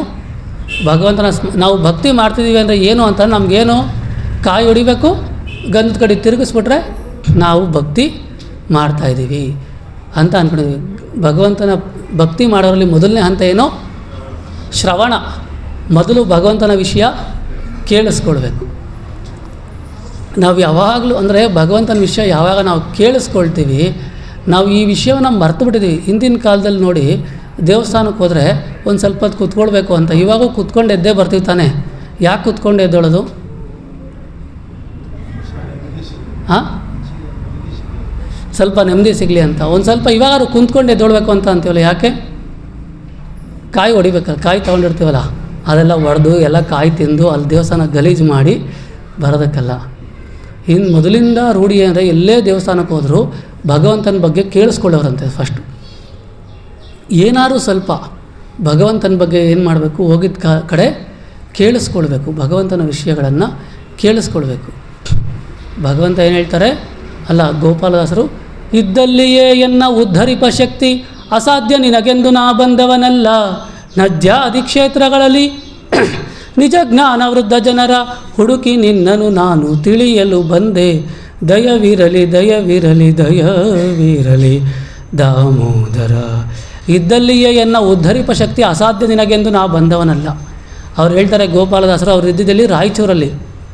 ತಿರುಪತಿಯಲ್ಲಿ ಶ್ರೀನಿವಾಸನ ದರ್ಶನಕ್ಕೆ ಹೋದಾಗ ರಾಯಚೂರಲ್ಲಿದ್ದರೆ ನೀನು ಕಾಪಾಡೋಕ್ಕೆ ಕೆಪಾಸಿಟಿ ಇಲ್ಲ ಅಂತ ಇಲ್ಲಿ ಬರಲಿಲ್ಲ ಶ್ರೀನಿವಾಸ. ಅಲ್ಲಿದ್ದರೆ ನೀನು ಕಾಪಾಡೋಕ್ಕಾಗಲ್ಲ, ಇಲ್ಲಿ ಬಂದ್ರೇ ಕಾಪಾಡೋದು ಅಂತ ಅಲ್ಲ.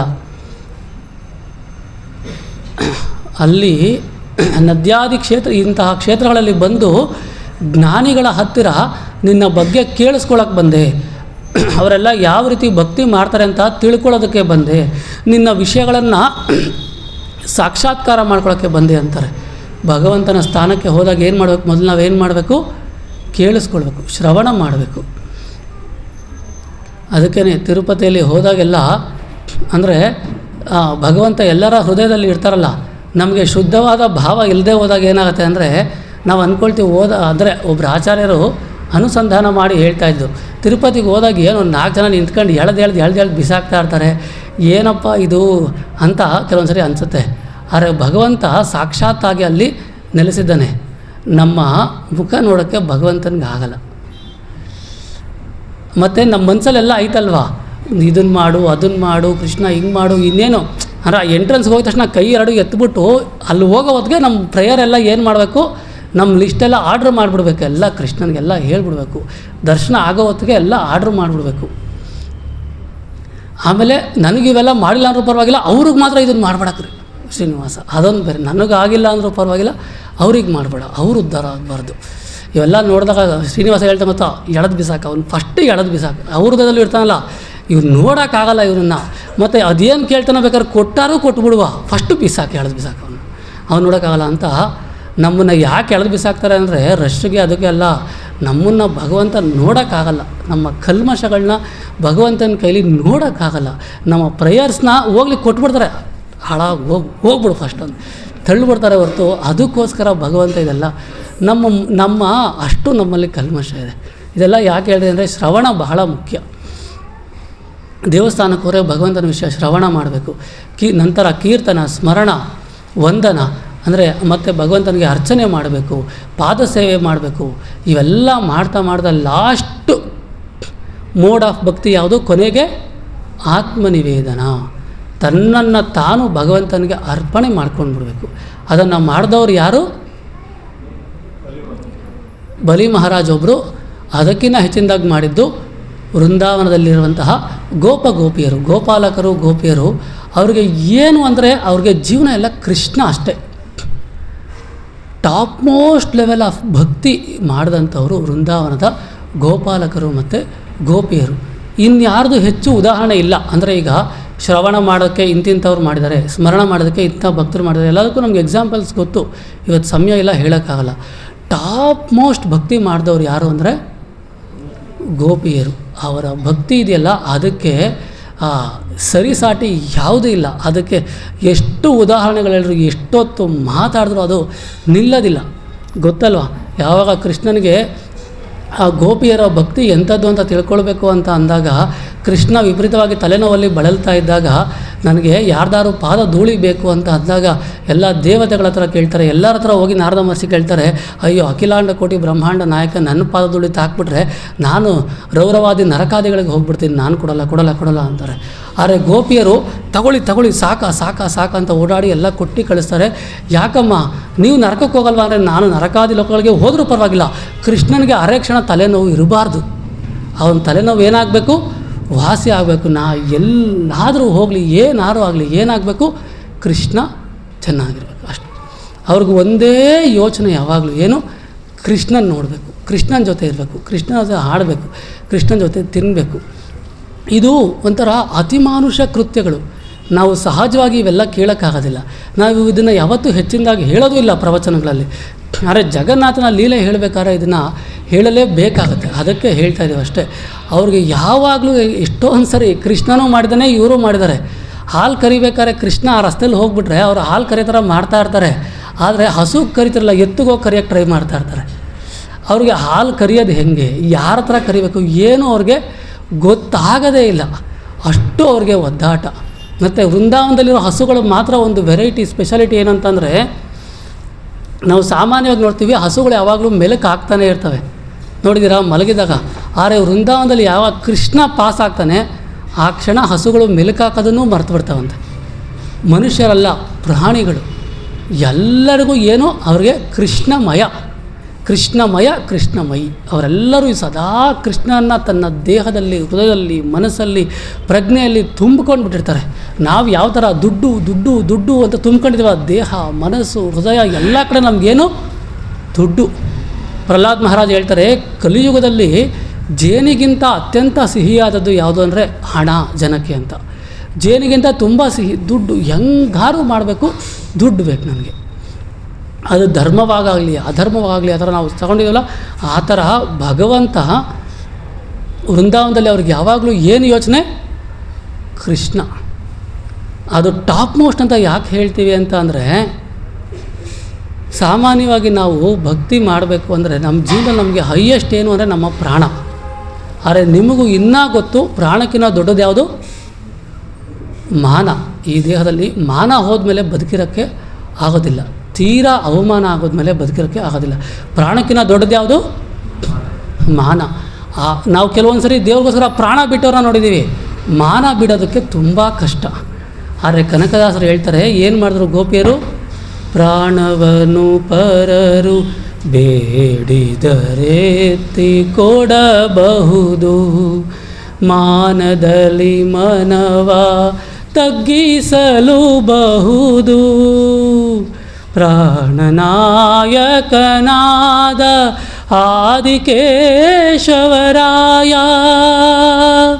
ಜಾಣ ಶ್ರೀಕೃಷ್ಣ, ನಿನ್ನಡಿಯ ಬಿಡಲಾಗದು,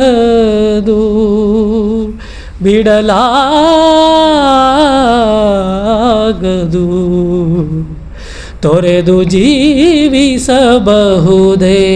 ಹರಿ ನಿನ್ನ ಚರಣಗಳ, ಬರಿದೆ ಮಾತೆ ಕಿನ್ನು ಅರಿತು ಪೇಳುವೆನಯ್ಯ. ಬರಿದೆ ಮಾತೆ ಕಿನ್ನು, ಬರೀ ಮಾತಲ್ಲ ನಮ್ಮದೆಲ್ಲ, ಬರೀ ಮಾತೆ. ನೀನು ಬಿಟ್ಟಿರೋಕ್ಕಾಗಲ್ಲ ಹಾಗಿರೋಕ್ಕಾಗಲ್ಲ ಅಂತ ಎಲ್ಲ ಬಿಟ್ಟು ಎಲ್ಲರೂ ಯಾರಿಗೂ ಈ ಜಗತ್ತಲ್ಲಿ ಯಾರನ್ನೂ ನೆಚ್ಕೊಂಡಿಲ್ಲ, ಯಾರ ಜೀವನ ಯಾರನ್ನೂ ನಡೆಯೋದು ಇಲ್ಲ. ಅನೇಕ ಕ್ಲಾಸಲ್ಲಿ ಹೇಳ್ತಿರ್ತಾರೆ, ಮಗಳು ಚಿಕ್ಕ ವಯಸ್ಸಲ್ಲಿದ್ದಾಗ ಸಾಮಾನ್ಯವಾಗಿ ತಂದೆಯನ್ನು ತುಂಬ ಹಚ್ಕೊಂಡ್ಬಿಟ್ಟಿರ್ತಾಳಂತೆ. ಪ್ರಾಕ್ಟಿಕಲಾಗಿ ನೋಡಿದ್ದು, ತುಂಬ ಹಚ್ಕೊಳ್ತಾಳೆ. ಆ ತಂದೆ ಅಂದರೆ ತುಂಬ ಪ್ರೀತಿ, ಹೆಚ್ಚು ಮಾತಾಡಿಲ್ಲ ಅಂದರೂ ಪ್ರೀತಿ. ಅಂತಹ ಮಗಳು ಗಂಡ ಬಂದ ತಕ್ಷಣ ಗಂಡ ಮತ್ತು ಗಂಡನ ಮನೆಗೆ ತುಂಬ ಅಟ್ಯಾಚ್ ಆಗಿಬಿಡ್ತಾಳೆ. ಫಸ್ಟು ಹೋಗ್ಬೇಕಾದ್ರೆ ಪ್ರತಿ ವರ್ಷ ತವ್ರ ಮನೆಗೆ ಬರ್ದಾಳು. ಹೋಗ್ತಾ ಅಪ್ಪ ಸಂಸಾರ, ಮನೆ ಕಷ್ಟ, ಮಕ್ಕಳು ಇವಾಗ ಶಾಲೆಗೆ ಹೋಗ್ತಾ ಇದ್ದಾರೆ, ಗಂಡನ ಕಷ್ಟ, ಬಂದರೆ ಅಡುಗೆ ಮಾಡೋರಲ್ಲ ಅಂತ ಆ ಕಡೆಗೆ ಹೋಗ್ಬಿಡ್ತಾಳೆ. ಅಂದರೆ ನಾವು ಅಂದ್ಕೊಳ್ತೀವಿ ಎಲ್ಲರೂ ನಮ್ಮ ಜೊತೆಗೆ ಶಾಶ್ವತವಾಗಿರ್ತಾರೆ ಅಂತ. ಆದರೆ ಈ ಜಗತ್ತು ಯಾರಿಂದ ಯಾರಿಗೂ ಅಂಟ್ಕೊಂಡಿಲ್ಲ, ಯಾರಿಂದ ಯಾರಿಗೂ ನಡೆಯಲ್ಲ. ಆದರೆ ಇಲ್ಲೇನು ಹೇಳ್ತಾರೆ, ಬರೀ ಮಾತಲ್ಲ, ಬರೀದೆ ಮಾತೇಕಿನ್ನು ಅರಿತು ಪೇಳುವೆನಯ್ಯ, ಏನು ಬೇಕಾದ್ರೂ ಬಿಟ್ಬಿಡ್ತೀನಿ, ನಿನ್ನನ್ನು ಮಾತ್ರ ಬಿಟ್ಟು ಬದುಕೋಕ್ಕೆ ನಮ್ಮ ಕೈಲಿ ಆಗೋದಿಲ್ಲ. ಅದು ಭಗವಂತನ ಉತ್ಕೃಷ್ಟವಾದಂತಹ ಭಕ್ತಿ. ಅಲ್ಲೇನು ಹೇಳ್ತಾರೆ, ಪ್ರಾಣವನ್ನು ಪರರು ಬೇಡಿದರೆ ಎತ್ತಿ ಕೊಡಬಹುದು. ಪ್ರಾಣ ಬೇಕಾದ್ರೂ ಕೊಟ್ಬಿಡ್ತೀವಿ, ಆದರೆ ನಿನ್ನ ಬಿಟ್ಟಿರೋಕ್ಕಾಗಲ್ಲ. ಆದರೆ ಇನ್ನೂ ಮುಂದುವರಿಸಿ ಏನು ಹೇಳ್ತಾರೆ, ಮಾನದಲ್ಲಿ ಮನವ ತಗ್ಗಿಸಲಬಹುದು. ಅಂದರೆ ಮಾನನೂ ಕಳ್ಕೊಳ್ಬೋದು. ಆ ಥರ ಕಳ್ಕೊಂಡವ್ರು ಯಾರು? ಗೋಪಿಯರು. ಏನು ಕೃಷ್ಣ ಏನು ಹೇಳ್ತಾರೆ, ನೀವು ವಸ್ತ್ರರಹಿತರಾಗಿ ಬಂದು ನಾನು ಮುಂದೆ ನಿಂತ್ಕೊಳ್ಬೇಕು, ಆವಾಗ ಮಾತ್ರನೇ ವಸ್ತ್ರ ಕೊಡೋದು ಅಂತ ಹೇಳ್ತಾರೆ. ಅದನ್ನು ಮಾತಾಡೋಕೋರೆ ಇನ್ನೂ ಎಷ್ಟೋ ಗಂಟೆಗಳ ಪ್ರವಚನ ಆಗಿಬಿಡುತ್ತೆ, ಯಾಕೆ ಅವ್ರು ಆ ರೀತಿ ನಿಂತರು ಅಂತ. ಆದರೆ ಕೃಷ್ಣ ಒಂದು ಮಾತು ಹೇಳ್ತಾರೆ, ಆಚೆ ಬಂದುಬಿಟ್ರೆ ಕೃಷ್ಣ ನನ್ನ ನೋಡ್ಬಿಡ್ತೀಯ ನೀನು ಅಂತ. ಅಂದರೆ ಇವಾಗ ನೋಡ್ತಿಲ್ವಾ, ಅದಕ್ಕೆ ಮುಂಚೆ ನೋಡಿಲ್ವಾ, ಅಂದರೆ ನೀನು ವಸ್ತ್ರ ಹಾಕ್ಕೊಂಡ್ರೆ ನನಗೇನು ಕಾಣೋದಿಲ್ವಾ ಅಂತ ಕೃಷ್ಣ ಹೇಳ್ತಾರೆ. ಅಂದರೆ ಇಲ್ಲಿವರೆಗೂ ನೋಡೇ ಇಲ್ವಾ ಅಂತ. ಭಗವಂತ ಸರ್ವಾಂತರ್ಯಾಮಿ, ಪಿತೃರೂಪದಲ್ಲಿ ಅನೇಕ ರೂಪಗಳಲ್ಲಿ ಭಗವಂತ ನಾವು ಭಕ್ತರು ಯಾವ ರೀತಿ ಬಯಸ್ತಾರೋ, ಸಾಕ್ಯ ರೂಪದಲ್ಲಾರೆ ಆತನ ಮಿತ್ರನಾಗಿ, ಪತಿಯ ರೂಪದಲ್ಲಾರೆ ಆತನ ಪತಿಯಾಗಿ, ಎಲ್ಲ ರೂಪಗಳಲ್ಲಿ ತಂದೆ ತಾಯಿಯಾಗಿ, ಎಲ್ಲ ರೂಪಗಳಲ್ಲಿ ಭಗವಂತ ಎಲ್ಲರನ್ನ ಯಾವಾಗಲೂ ಶ್ರೀ ಶ್ರೀ ರಾಧಾ ಮಾಧವ ಅಷ್ಟಸಖಿವೃಂದ ಪೂಜೆ. ನಿತ್ಯವಾಗಿ ಭಗವಂತ ಏನು ಮಾಡ್ತಾ ಇರ್ತಾರೆ, ನೋಡ್ತಾ ಇರ್ತಾರೆ. ಅವರಿಗೆ ಏನು ಅಂದರೆ, ಆ ಗೋಪಿಯರಿಗೆ ಗೋಪಾಲಕರಿಗೆ ಕೃಷ್ಣ ಅವರು ಬ್ರಹ್ಮನನ್ನು ತುಂಬ ಶಾಪ ಕೊಡ್ತಿದ್ರಂತೆ. ಈ ಕಣ್ಣಿನ ರೆಪ್ಪೆಯನ್ನು ನೀನು ಸೃಷ್ಟಿ ಮಾಡಲ್ಲ, ನಿನಗೆ ಮ್ಯಾನುಫ್ಯಾಕ್ಚರ್ ಮಾಡೋಕ್ಕೆ ಬರಲ್ಲ, ಈ ಕಣ್ಣು ರೆಪ್ಪೆ ಮುಚ್ಕೊಳುತ್ತಲ್ಲ, ಆ ಕ್ಷಣ ನಾವು ಕೃಷ್ಣನ ನೋಡೋಕ್ಕಾಗಲ್ಲ. ಯಾಕೆ ಈ ರೆಪ್ಪೆ ಮಾಡಿದೆ ನೀನು? ರೆಪ್ಪೆನೇ ಇಲ್ಲದೆ ಹೋಗಿದ್ರೆ ನಿರಂತರವಾಗಿ ಕೃಷ್ಣನ ನೋಡ್ಬೋಯ್ತಲ್ಲ ಅಂತ ಅಂದ್ಕೊಳ್ತೀವಿ. ಇದೆಲ್ಲ ನೋಡಿದಾಗ ಎಷ್ಟು ಆಶ್ಚರ್ಯ ಅನಿಸುತ್ತಲ್ಲ. ಒಬ್ಬ ಯಾವ ರೀತಿ ಭಕ್ತಿಯ ಪರಮಾವಧಿ ಅಂತಾರಲ್ಲ, ಅದನ್ನು ಮಾಡಿದಂಥವ್ರು ಅವರು. ಅದಕ್ಕೆ ಕೃಷ್ಣ ಯಾವಾಗಲೂ ಏನು ಮಾಡ್ತಿರ್ತಾನೆ, ಹೇ ಗೋಪಿ, ಹೇ ವೃಂದಾವನ, ಹೇ ಯಮುನಾ, ಹೇ ಗೋವರ್ಧನ, ಹೇ ಗೋಪಾಲಕ ಅಂತ ಯಾವಾಗಲೂ ಸ್ಮರಣೆ ಮಾಡ್ತಿರ್ತಾನೆ. ಆತನಿಗೆ ಅದೊಂದೇ ಸ್ಮರಣೆ. ಕೊನೆಯದು ಇದೊಂದು ಕೀರ್ತನೆ ಹೇಳಿ ಹೆಣ್ಣು ಮಾಡ್ತೀನಿ ಅಂದರೆ ಯಾವ ಥರ ಸ್ಮರಣೆ ಅವ್ರಿಗೆ ಅಂತ ಅಂದರೆ, ಪುರಂದರದಾಸರ ಕೀರ್ತನೆ ಇಲ್ಲ, ಜಾರನೆಂದು ಸಣ್ಣ ಮಾತನಾಡಿದಾಯಿತು, ಚೋರನೆಂದು ದೊಡ್ಡ ಜಗಳ ಮಾಡಿದಾಯಿತು, ಯಾವನಾದರೇನು ಇವನ ಕ್ಷಣವು ಕಾಣದೆ, ಜೀವನ ನಡೆಸುವುದೇ ದೊಡ್ಡ ಭಾರವಾಯಿತು, ಬಾರಸಖಿ ಪೊಗುವ ರಾಸ ಕ್ರೀಡೆಯಾಡುವ, ಸಾರ ಸಾಕ್ಷ ಕೃಷ್ಣನು ತಾ ಕೊಳಲನ್ನೂದುವ. ಹೇಳ್ತಾರೆ, ಜಾರನೆಂದು ಸಣ್ಣ ಮಾತನಾಡಿದಾಯಿತು. ಅವ್ರ ಮನೇಲಿ ಇರ್ತಾನೆ, ಅಲ್ಲಿರ್ತಾನೆ, ಇಲ್ಲಿರ್ತಾನೆ, ಸರಿ ಇಲ್ಲ ಇವರು ಅಂತ ಬೈದಿದ್ದಾಯಿತು. ಚೋರ, ಮೊಸರು ಕಾಯ್ತಾನೆ, ಬೆಣ್ಣೆ ಕಾಯ್ತಾನೆ, ಕಳ್ಳ ಅಂತೆಲ್ಲ ಹೇಳಿದಾಯಿತು. ಆದರೆ ಯಾವನಾದರೇನು ಇವನ ಕ್ಷಣವೂ ಕಾಣದೆ ಜೀವನ ನಡೆಸುವುದೇ ದೊಡ್ಡ ಭಾರವಾಯಿತು. ಅವನು ಕಳ್ಳ ಆದರೂ ಆಗಲಿ, ಚೋರ ಆದರೂ ಆಗಲಿ, ಜಾರ ಆದರೂ ಆಗಲಿ, ಅವನು ಇರಬೇಕಪ್ಪ, ಅಷ್ಟೇ ನನಗೆ ಬೇಕಿರೋದು. ನಾವು ಅಂದರೆ ಇದೆಲ್ಲ ಸುಮ್ಮನೆ ನಾವು ಇನ್ನೊಂದು ರೂಪದಲ್ಲಿ ನಮ್ಮ ಜೀವನದಲ್ಲಿ ನೋಡ್ತಾ ಇರ್ತೀವಿ. ತುಂಬ ಜಗಳ ಆಡ್ಬಿಟ್ಟಿರ್ತಾರೆ ಗಂಡ ಹೆಂಡತಿ. ಸಂಜೆ ಆದರೂ ಬರಲಿಲ್ಲ ಗಂಡ ಅಂದರೆ ಮಕ್ಳಿಗೆ ಹೇಳ್ತಾರೆ, ನಿಮ್ಮಪ್ಪ ಎಲ್ಲವ್ರನ್ನು ಫೋನ್ ಮಾಡೋ, ಏನೋ ಆಗಲಿ ಫೋನ್ ಮಾಡೋ, ಒಂದು ಫೋನ್ ಎಲ್ಲವ್ರನ್ನು. ಬೆಳಗ್ಗೆ ನೀನು ಹಂಗಾಗಬೇಕು, ಹೀಗಾಗಬೇಕು, ನೀನು ಬರಲೇಬೇಡ, ಮುಖ ತೋರಿಸ್ಬೇಡ ಅಂತ ಪರಸ್ಪರ ಕಿತ್ತಾಡಿರ್ತೀವಿ. ಸಂಜೆ ಆಗಿದ ತಕ್ಷಣ ಏನು ಮಾಡ್ತೀವಿ, ಒಂದು ಫೋನ್ ಮಾಡೋ, ಎಲ್ಲಾದರೂ ಕೇಳೋ ಅಂತ ಹೇಳ್ತೀವಿ. ಯಾವನಾದರೂ ಇವನು ಎಂಥಾರ ಆಗಲಿ, ಅವನು ನನಗೆ ಇರಬೇಕು ಯಾವಾಗಲೂ ಅನ್ನೋದು. ಅವೆಲ್ಲ ನಮ್ಮಲ್ಲಿ ಈಗ ಭಾವನೆಗಳು ಬಂದಿದೆಯಲ್ಲ, ಈ ಎಲ್ಲ ಭಾವನೆಗಳು ನಮ್ಮ ಮೂಲ ಭಾವನೆಗಳು, ಭಗವಂತನಿಗೆ ನಮಗೆ ಇದ್ದಂತಹ ಮೂಲ ಭಾವನೆಗಳಿವೆಲ್ಲ. ಆದರೆ ಆ ಭಾವನೆಗಳು ಕೆಲವೊಮ್ಮೆ ವಿಕೃತ ರೂಪದಲ್ಲಿ, ಕೆಲವೊಮ್ಮೆ ಅಸತ್ಯ ರೂಪದಲ್ಲಿ ಇಲ್ಲಿ ಕಾಣಿಸ್ಕೊಳ್ತಾ ಇದೆ. ನಮಗೆ ಅರ್ಥ ಆಯ್ತಾ? ಒಬ್ಬರ ಮೇಲೆ ಪ್ರೀತಿ ಉಂಟಾಗೋದು, ಒಬ್ಬರ ಮೇಲೆ ವಾತ್ಸಲ್ಯ ಉಂಟಾಗೋದು, ಒಬ್ಬರನ್ನ ಬಿಟ್ಟು ಇಲ್ಲದೇ ಇರೋಕ್ಕಾಗೋದು, ಈ ಭಾವನೆಗಳಿದೆಲ್ಲ ಇದು ಭಗವಂತನಿಗೆ ನಮಗೆ ಇದ್ದಂತಹ ಅದು ಸತ್ಯವಾದ ಭಾವನೆಗಳು. ಅದು ಅಸತ್ಯ ರೂಪದಲ್ಲಿ ಇಲ್ಲಿ ಕಾಣಿಸ್ಕೊಳ್ತಾ ಇರುತ್ತೆ. ಸೊ ಈ ಥರ ಇದ್ದಿದ್ದರಿಂದ ಕೃಷ್ಣ ಯಾವಾಗಲೂ ಅವ್ರದ್ದೇ ಸ್ಮರಣೆ. 16,108 ಜನ ಎಲ್ಲ ಹೋಗಿ ಅಲ್ಲಿ ರೋಹಿಣಿ ಮಾತೆ ಇರ್ತಾರೆ. ರೋಹಿಣಿ ಯಾರು? ಬಲರಾಮ ದೇವರ ತಾಯಿ. ಅವ್ರು ಇರ್ತಾರೆ. ಅವ್ರ ಹತ್ರ ಹೋಗಿ ಅವರೊಬ್ಬರೇ ವೃಂದಾವನ ಅಂದರೆ ಮಥುರಾ, ಯಾರು ದ್ವಾರಕದಲ್ಲಿದ್ರಲ್ಲ ಅಲ್ಲಿದ್ದವರಲ್ಲಿ ವೃಂದಾವನದಲ್ಲಿ ಕೃಷ್ಣನ ನೋಡಿದವ್ರು ರೋಹಿಣಿ ಒಬ್ಬರೇ. ಹೋಗಿ ಕೇಳ್ತಾರೆ, ನಾವು ಇಷ್ಟೆಲ್ಲ ಸೇವೆ ಮಾಡ್ತಾಯಿದ್ದೀವಿ, ಇಷ್ಟೆಲ್ಲ ವೈಭವ ಇದೆ, ಆ ಕೃಷ್ಣ ಯಾವಾಗಲೂ ಏನು ಕೇಳ್ತಿರ್ತಾನೆ? ವೃಂದಾವನ ಸ್ಮರಣೆ ಮಾಡ್ತಾಯಿರ್ತಾನೆ. ಏನಂತ ಸ್ಪೆಷಾಲಿಟಿ ಇದೆ ಅಂತ. ಆಯಿತು, ವೃಂದಾವನದಲ್ಲಿ ಕೃಷ್ಣ ಏನೇನು ಮಾಡಿದಾನೆ, ಏನೆಲ್ಲ ಲೀಲೆಗಳಿದೆ ಅವೆಲ್ಲವನ್ನು ನಾನು ನಿನಗೆ ಹೇಳ್ತೇನೆ.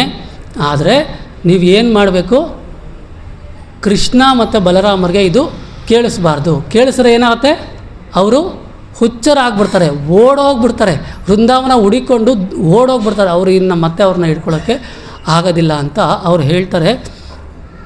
ಅದಕ್ಕೆ ಏನು ಮಾಡ್ತಾರೆ, ಎಲ್ಲ ರಾಣಿಯರನ್ನು ಕೂರಿಸ್ಕೊಂಡು ರೋಹಿಣಿ ಮಾತೆ ಕೃಷ್ಣ ಮತ್ತು ಗೋಪಾಲಕರೊಡನೆ, ಕೃಷ್ಣ ಮತ್ತು ಗೋಪಿಯರೊಡನೆ, ಕೃಷ್ಣ ಮತ್ತು ಯಶೋಧ ನಂದ ಮಹಾರಾಜರೊಡನೆ, ಅಲ್ಲಿರುವಂತಹ ಪ್ರಕೃತಿಯೊಡನೆ ನಡೆದಂತಹ ಲೀಲೆಗಳು, ಆ ಮಧುರವಾದಂತಹ ಲೀಲೆಗಳನ್ನು ಹೇಳ್ತಾ ಇರ್ತಾರೆ. ಆದರೆ ಇದು ಹೇಳಬೇಕಾದ್ರೆ ಕೃಷ್ಣ ಬಲರಾಮ ಬರಬಾರ್ದಲ್ವ, ಅದಕ್ಕೆ ಸುಭದ್ರಾಗಿ ಹೇಳ್ತಾರೆ, ನೀನೇನು ಮಾಡಬೇಕು, ಬಾಗಿಲಲ್ಲೇ ಇರಬೇಕು.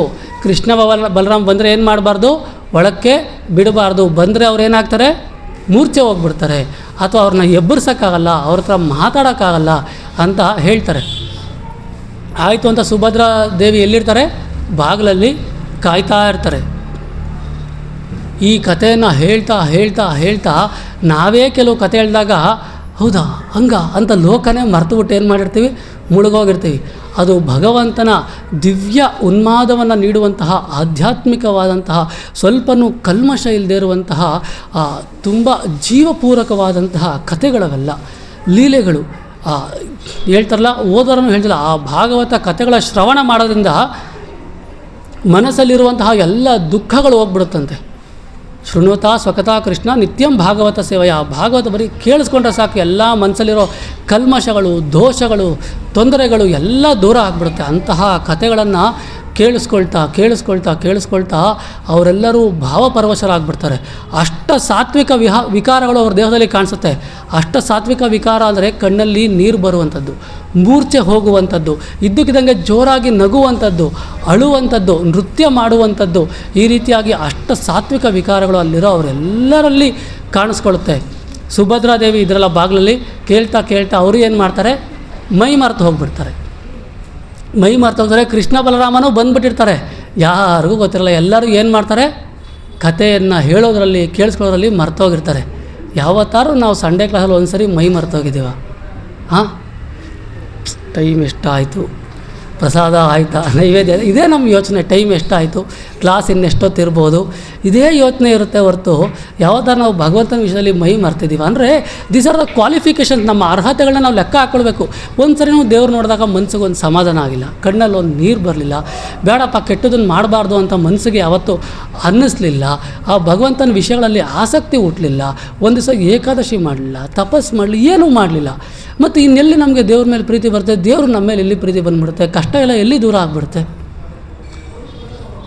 ಸೊ ಅವರು ಸಹ ಎಲ್ಲ ಭಾವಪರವಶರಾಗಿ ಅದನ್ನು ಮಹಾಪ್ರಕಾಶ ಭಾವ ಅಂತ ಕರೀತಾರೆ. ಏನು ಮಹಾಪ್ರಕಾಶ ಭಾವ? ಚೈತನ್ಯ ಮಹಾಪ್ರಭುಗಳು ಕಲಿಯುಗದಲ್ಲಿ ಅದನ್ನು ತೋರಿಸಿದ್ದಾರೆ. ಇವಾಗಲೂ ನೀವು ಇದು ಯಾವುದು ಪೂರಿ ಜಗನ್ನಾಥ ಟೆಂಪಲ್ಗೆ ಹೋದರೆ ಮಹಾಪ್ರಭು ಜಗನ್ನಾಥನ ನೋಡ್ಬೇಕಾದ್ರೆ ಕೈನ ಕಂಬದ ಮೇಲೆ ಹಿಂಗೆ ಹೊರಗಿಸಿಡ್ತಾರೆ, ಆ ಕಂಬನೇ ಕರಗಿ ಹೋಗ್ಬಿಟ್ಟದೆ.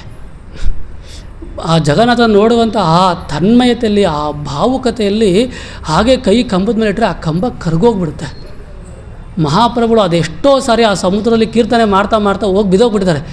ಅವ್ರು ತಡೆಯೋಕ್ಕಾಗದೆ ವೃಂದಾವನಕ್ಕೆ ಹೋಗಬೇಕು, ಇಲ್ಲ ಗೋಪಾಲಕರನ್ನ ಗೋಪಿಯರನ್ನು ನೋಡಬೇಕು, ಇಲ್ಲ ನನ್ನ ಕೆಳಗಾದ ಹೋಗಿ ಸುಮ್ಮನೆ ಸಮುದ್ರಕ್ಕೆ ಹೋಗಿ ಬಿದ್ದೋಗ್ಬಿಡೋರು.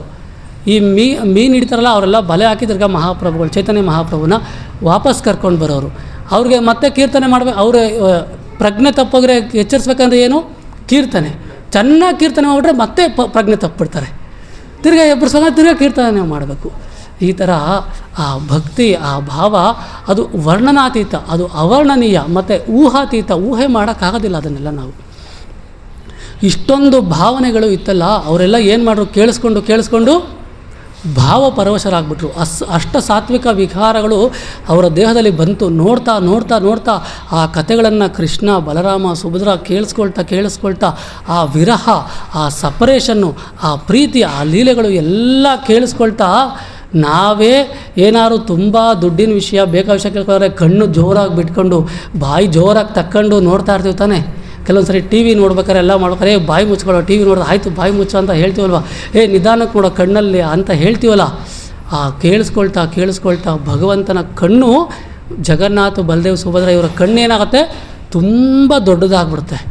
ಕೇಳಿಸ್ಕೊಳ್ತಾ ಆ ಅಷ್ಟ ಸಾತ್ವಿಕ ವಿಕಾರಗಳು ಅವರ ಮೈಯಲ್ಲಿ ಸೇರ್ಕೊಳ್ತಲ್ಲ, ಆ ನವಿರೇಳುವ ಕಾರಣದಿಂದ ಬಾಡಿಯೆಲ್ಲ ಶ್ರಿಂಕ್ ಆಗಿಬಿಡುತ್ತೆ, ಸಣ್ಣದಾಗ್ತಾ ಹೋಗ್ಬಿಡುತ್ತೆ, ಕೈಯೆಲ್ಲ ಒಳಗಡೆ ಹೋಗ್ಬಿಡುತ್ತೆ, ಕಾಲೆಲ್ಲ ಒಳಗಡೆ ಹೋಗ್ಬಿಡುತ್ತೆ. ಹಾಗೆ ಅದರಲ್ಲಿ ಅವರು ತನ್ಮಯರಾಗ್ಬಿಡ್ತಾರೆ. ಇದನ್ನು ನಾನು ಯಾವ ರೀತಿ ವರ್ಣಿಸೋಕ್ಕೆ ಸಾಧ್ಯ? ಅದನ್ನು ಯಾವ ರೀತಿ ಹೇಳೋಕ್ಕೆ ಸಾಧ್ಯ? ನೀವಾಗಲಿ ಯಾವ ರೀತಿ ಊಹೆ ಮಾಡೋಕ್ಕೆ ಸಾಧ್ಯ? ಅದು ಭಗವಂತ ನಮಗೆ ಸಾಕ್ಷಾತ್ಕರಿಸಿದರೆ ಮಾತ್ರ ಅದು ಮಾಡಲಿಕ್ಕೆ ಸಾಧ್ಯ.